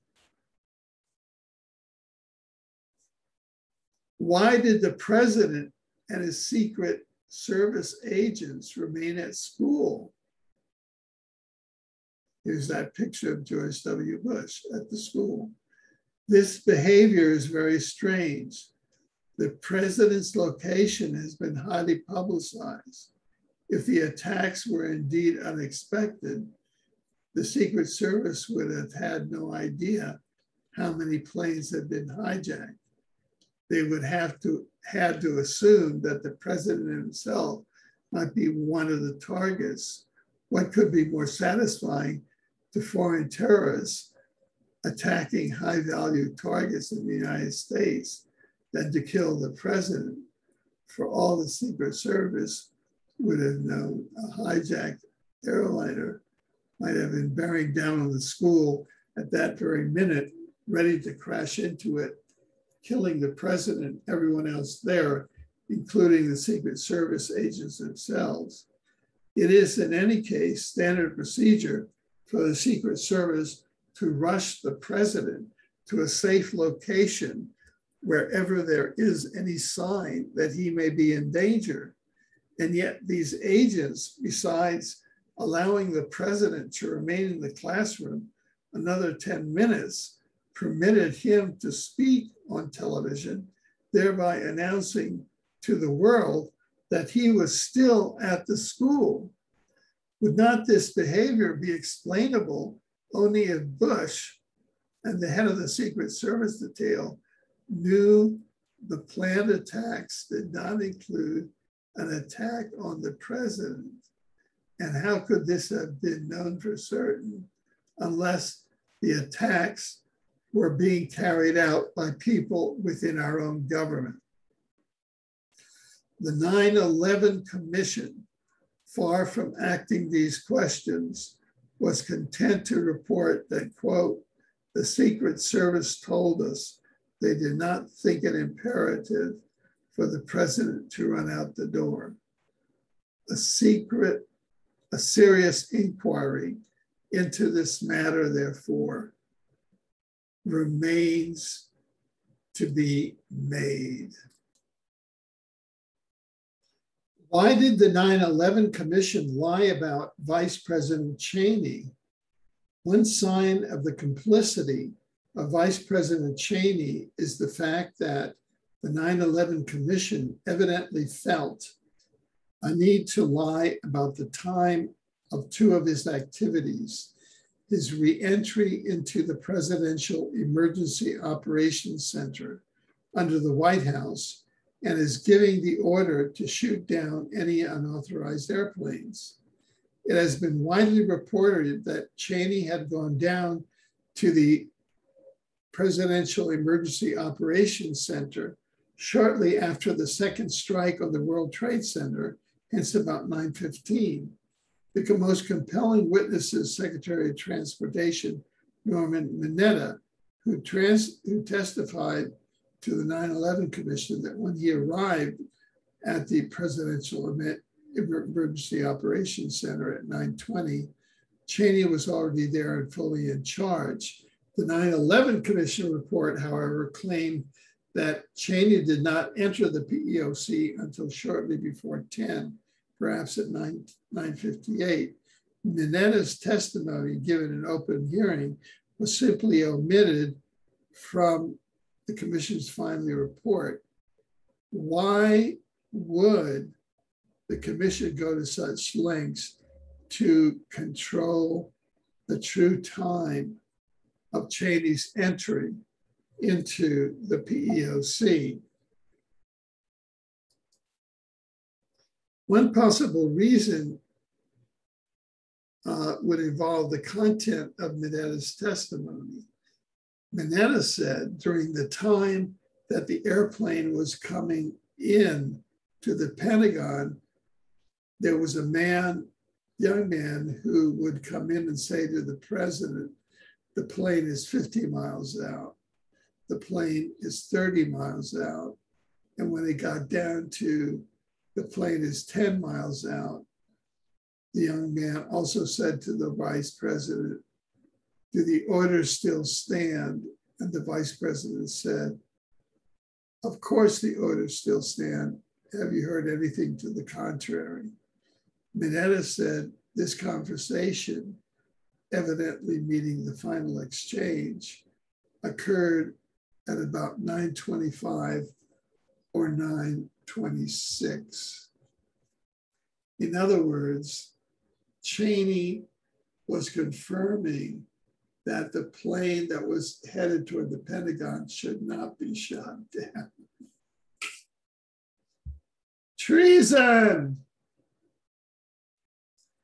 This testimony creates a problem for the official story. Secretary of Defense Rumsfeld's spokesman, in explaining why the Pentagon was not evacuated before it was struck, claimed that the Pentagon was not simply aware that this aircraft was coming our way. The 9/11 Commission claimed there was no warning about an unidentified aircraft headed toward Washington until 9:36, and hence only 1 or 2 minutes before the Pentagon was struck at 9:38. Minetta's account, however, says that Cheney knew about an approaching aircraft more than 10 minutes earlier, and there would have been over 12 minutes for the Pentagon to be evacuated. Minetta's account also seems to suggest that Cheney had issued stand-down orders. Minetta himself did not make this allegation, saying instead he assumed that orders were to have the plane shot down. Besides the fact that the interpretation does not fit what actually happened, the aircraft was not shot down, it would make the story unintelligible. The question whether the orders still stood would not make sense unless they were orders to do something unexpected, not to shoot the aircraft down. By omitting Minetta's testimony and stating that Cheney did not enter the PEOC until almost 10, the 9/11 Commission implied that Cheney could not have given a stand-down order to allow an aircraft to strike the Pentagon. It's a cover-up commission. Look at the corruption at the core of the empire, which goes back 30 years with the Chronogarchy, QED. You know, when is this going to be prosecuted? We at the 9/11 Tribunal, Judge Connie Fogel, have already ruled on this. And we have been adjourned sine die and are really ready to come down with sentences. The lie about Cheney's entry into the PEOC was also important to the controversy over whether the US military shot down Flight 93. The 9/11 Commission simply ignored a vast amount of evidence that the military did so, supported the official claim that it did not. The Commission provided this support by claiming that Cheney, having not arrived at the PEOC until almost 10 o'clock, did not issue the shoot down order until after 10:10, which would have been 7 or more minutes after Flight 93 had crashed. But in addition to the evidence that Cheney had been in the PEOC since about 9:15, we also have evidence, including statements from Richard Clark and Colonel Robert Marr, the head of NORAD's Northeast Center, that Cheney's shoot-down order was issued well before 10 a.m. The 9/11 Commission obvious lies about Cheney's activities give reason to suspect that it, under the leadership of Philip Zelikow, was trying to conceal Cheney's responsibility for the Pentagon strike and the downing of Flight 93.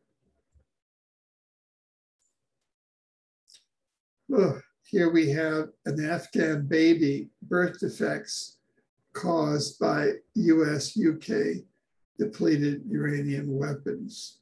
Now, do you see why the Afghans wanted the US out of Afghanistan? those are birth defects. That's why in the Kuala Lumpur War Crimes Tribunal, we reached a verdict of crimes against humanity and war crimes. You know, Americans have they're just oblivious by and large, except for the elite ones.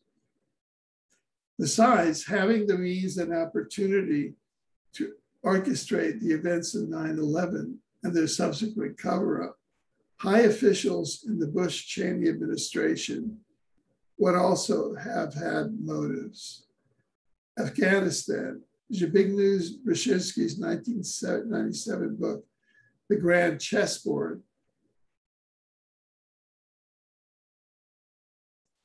had said that establishing military bases in Central Asia would be crucial for maintaining American primacy, partially because of the huge oil reserves around the Caspian Sea.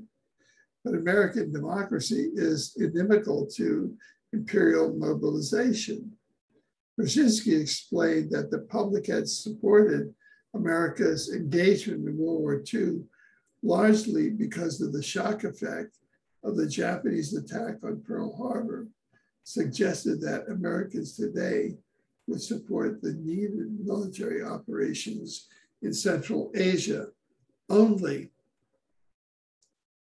in the circumstance of a truly massive and widely perceived direct external threat.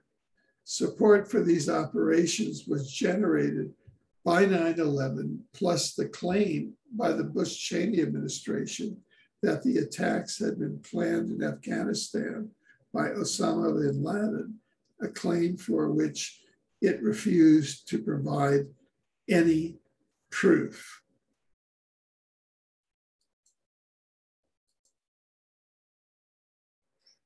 A more specific motivation for the attacks of 9/11 by the Bush-Cheney administration and the deep state was provided by the pipeline war.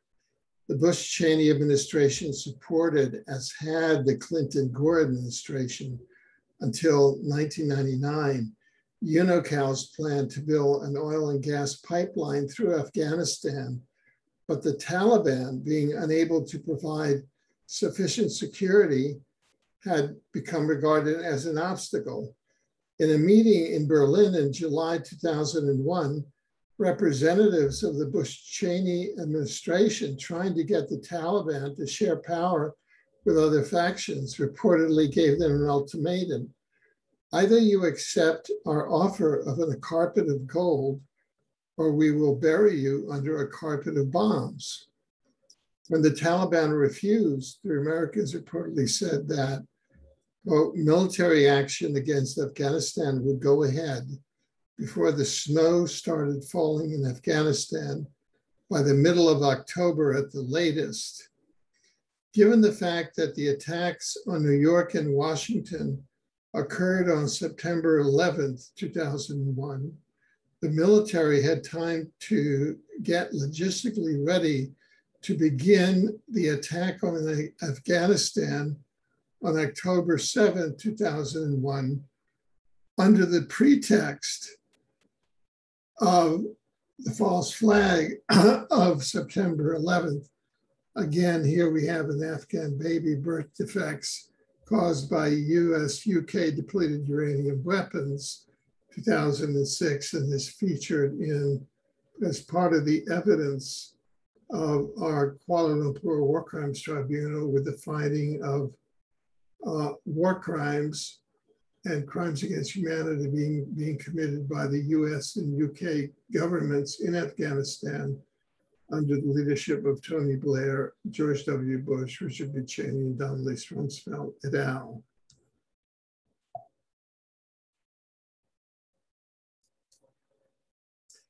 Here's another Afghan baby with birth defects caused by depleted uranium weapons.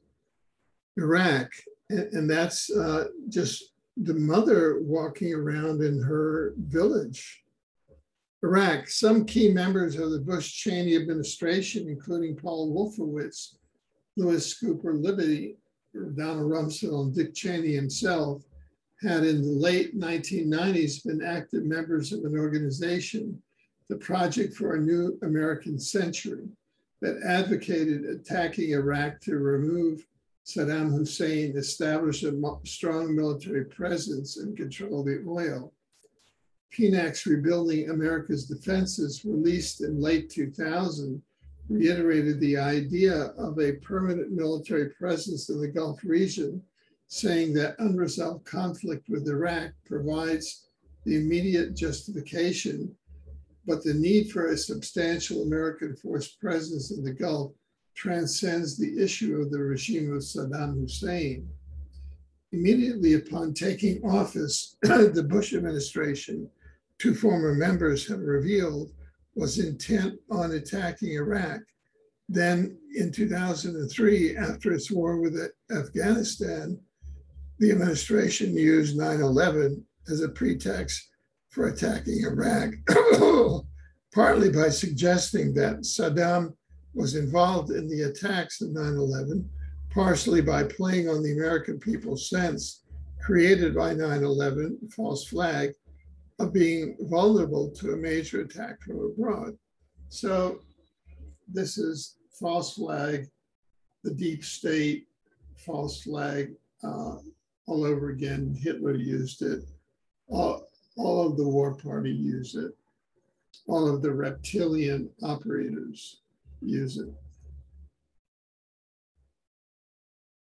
More of why the members of the Bush-Cheney administration have reasons for attacking Iraq. And here is another Afghan baby, birth defects caused by US-UK depleted uranium weapons, a war crime. Increased military spending. A second possible motive was provided by PNAC's more general goal of further increasing America's military superiority to be able to achieve global domination. This goal had already been asserted in the draft of the, quote, defense planning guidance written by Wolfowitz and Libby under the guidance of Cheney, who was completing his tenure as Secretary of Defense. In an essay that was entered into the congressional record, this draft was portrayed as an early version of Cheney's plan to rule the world. In the year 2000, Wolfowitz and Libby were listed as participants in the project to produce PNAC's Rebuilding America's Defenses, in which the goal showed up again. This document also contained an idea perhaps derived from Brzezinski's book. After saying that the desired paz americana must have a secure foundation on unquestioned US military preeminence, and that such preeminence will require a technological transformation of the US military, it adds that this process of transformation will likely be a long one, absent some catastrophic and catalyzing event like a new Pearl Harbor, which was the 9/11 event that they had, that the Chronogarchy had pre-identified 30 years in advance, and around which this entire ideology and pre-preparation of resources and the Patriot Act and all of that neo-fascist agenda and infrastructure had been built. Another Afghan baby birth defects. When 9/11 came, it was immediately treated as the Pearl Harbor of the 20th century, as President Bush reportedly called it that very night.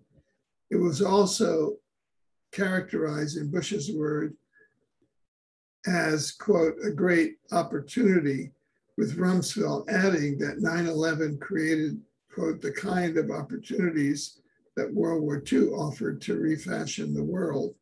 This idea then showed up in the national security strategy of the United States of America issued by the Bush administration in September 2002, which brazenly said, the events of September 11, 2001 opened vast new opportunities.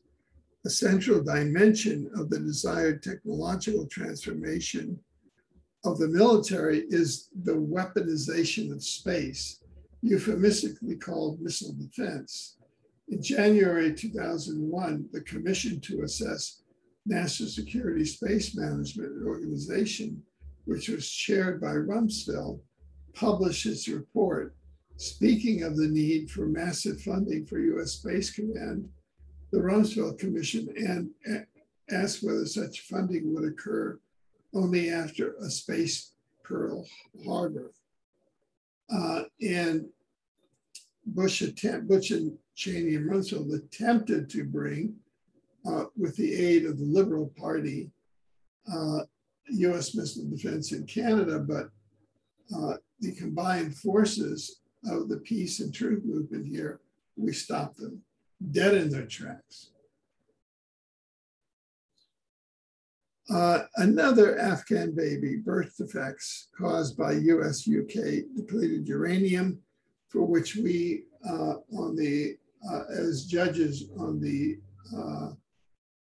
War Crimes Tribunal, found Cheney,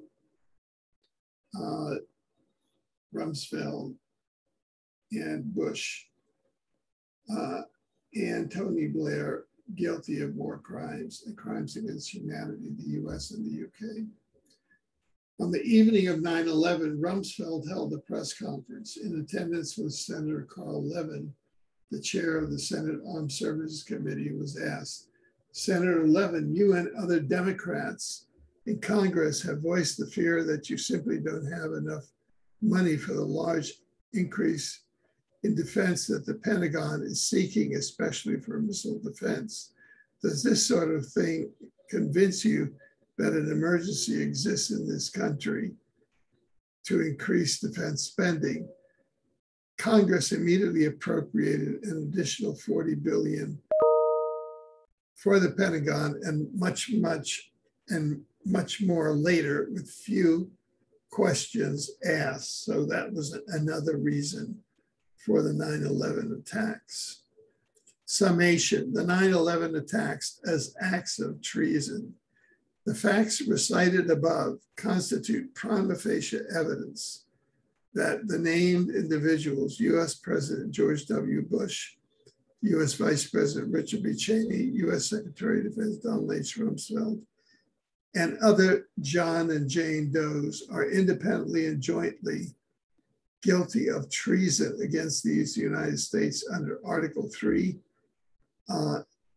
Section 3 of the US Constitution, because, number one, the acts of 9/11 as portrayed in the official account could not have succeeded if standard operating procedures between the FAA, Federal Aviation Administration, and NORAD had been followed. The Pentagon, under the leadership of Donald Rumsfeld, has provided three mutually inconsistent accounts of NORAD's response, meaning that at least two of them are false.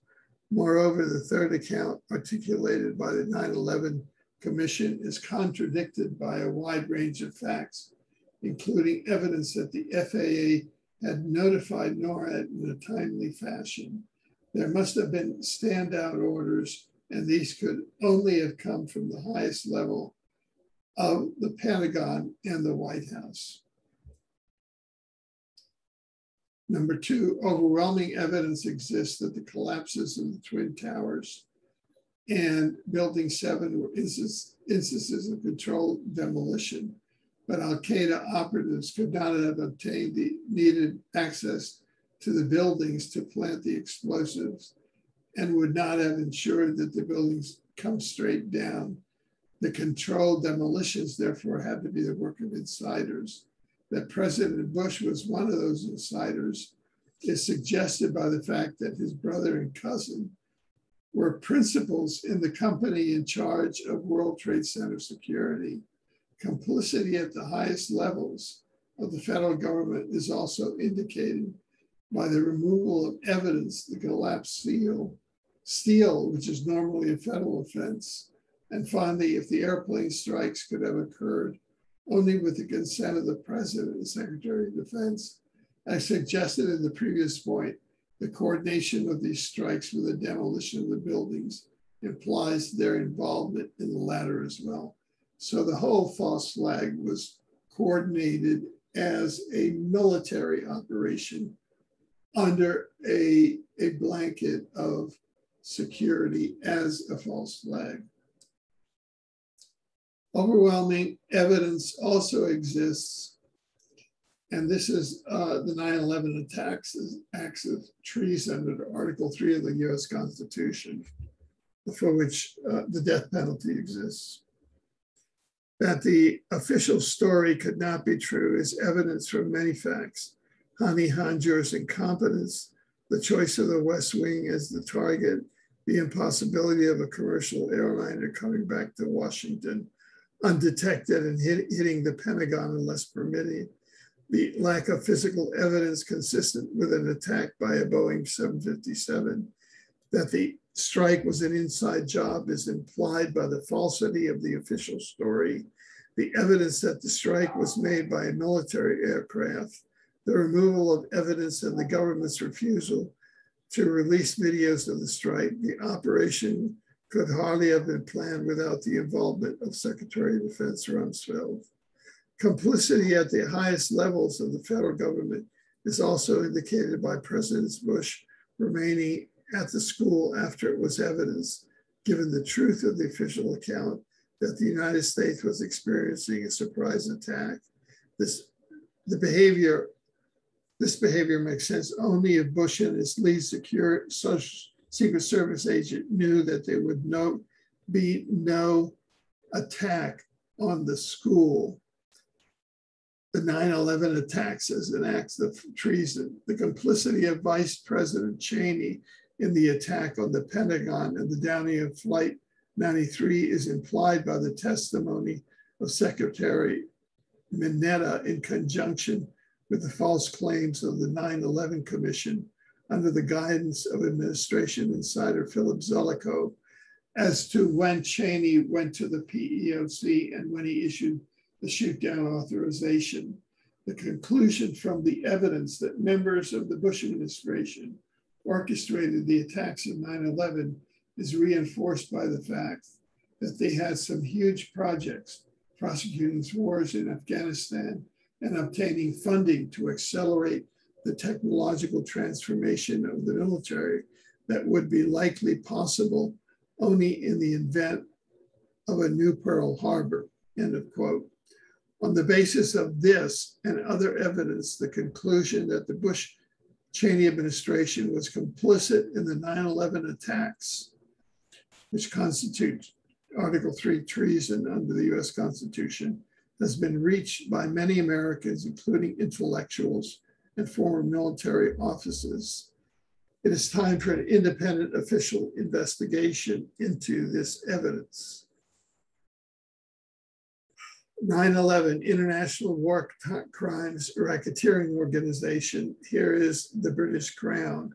Dope Inc., the global racketeering organization centered in the UK monarchy, the City of London bloodline families, including the Rothschilds, the Rockefeller Bush Skull and Bones Network, the Shanghai Dang, i.e. the CCP, Chinese Communist Party, which is one of the original drug smuggling parties, active since the reign of UK King George III and opium wars against China. Dope Inc. controls the HARP chemtrails weapon system of mass destruction, 17 HARP sites worldwide. The UK monarchy, Dope Inc. During the last century, British finance protected by British guns controlled the world narcotics traffic. The names of the families and institutions are known to the history student: Matheson, Keswick, Swire, Dent, Baring, and Rothschild. Jardine Matheson, the Hong Kong and Shanghai Bank, the Chartered Bank, the Peninsular and Orient Steam Navigation Company. Britain's array of intelligence fronts ran a worldwide assassination bureau. operating through occult secret societies, the Order of Zion, Mazzini's Mafia, the Triads or Societies of Heaven in China, UK monarchy, Dope Inc. The Taliban destroyed all the poppy fields. It was corrupting their country and youth. This caused the bankers to lose $300 million a month in drug money. The rumors are true. US soldiers guard poppy fields in Afghanistan. Well, that's why the Taliban kicked them out. Back in 2006, a friend of mine sent me pictures of British troops doing the exact same thing. And here you have it. Here you have a UK soldier guarding poppy fields in Afghanistan for Dope Inc. And that's in 2006. The goals of the principal perpetrators between 9/11, a war of aggression worldwide.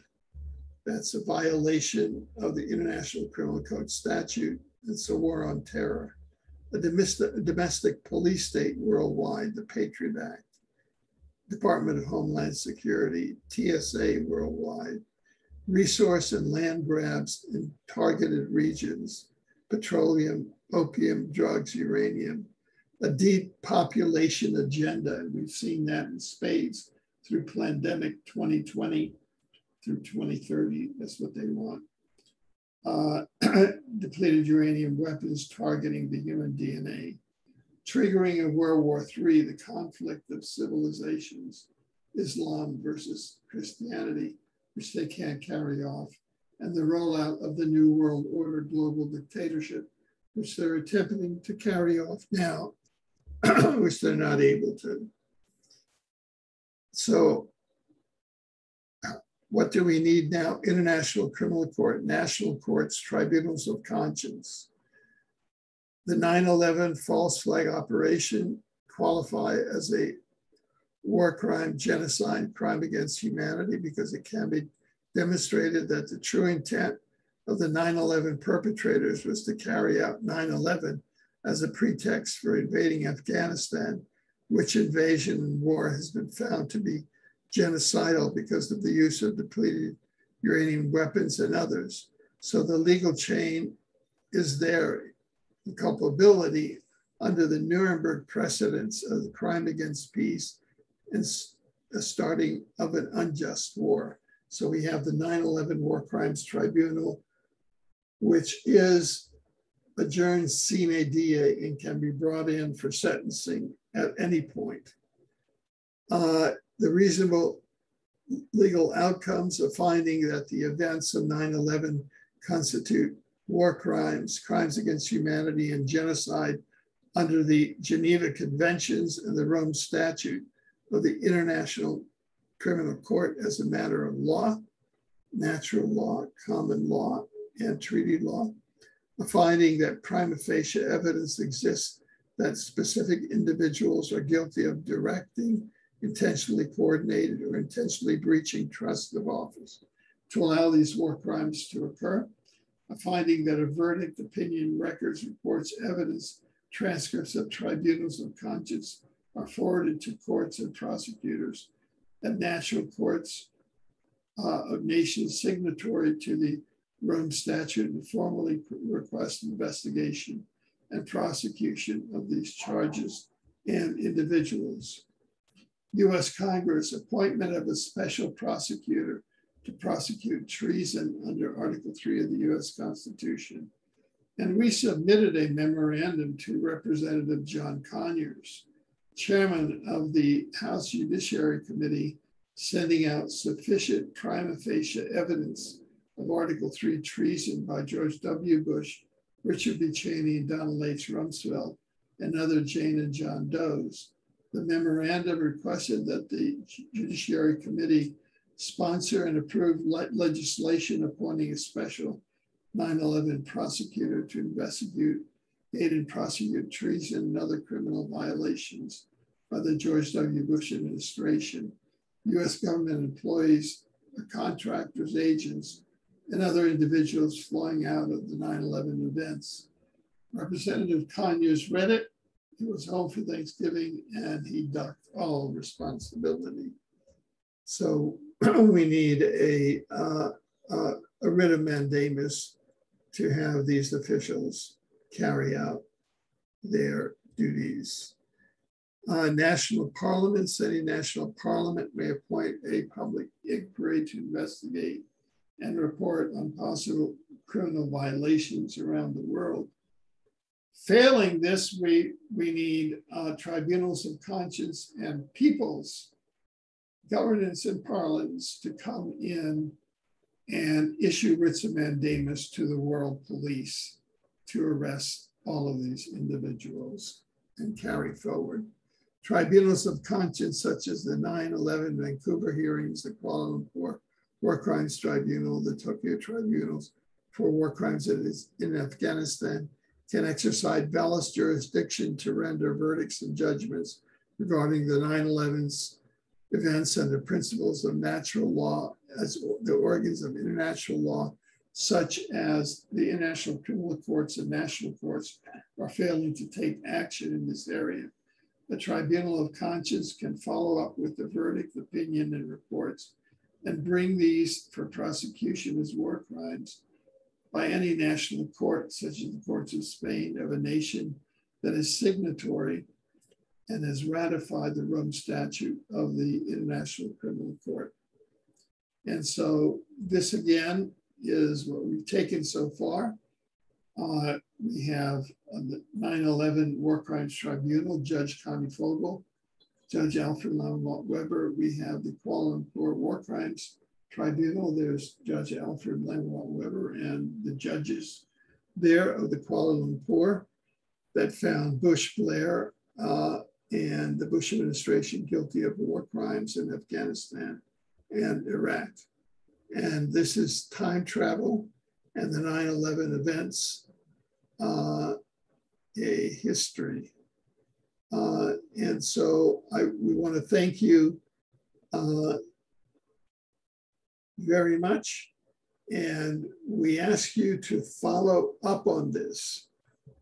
People wanting us to take action can contact us at omniversity.info, at peaceandspace.org, and urging us to take action. United, we can move forward to take action. We have the natural and common law tribunal for public health and justice at peaceandspace.org. We're issuing writs of mandamus now. So please contact us there at peaceandspace.org. Thank you. Thank you very much for your attention, and take action now. This is where we have to stop the chronogarchy with hard evidence. Thank you.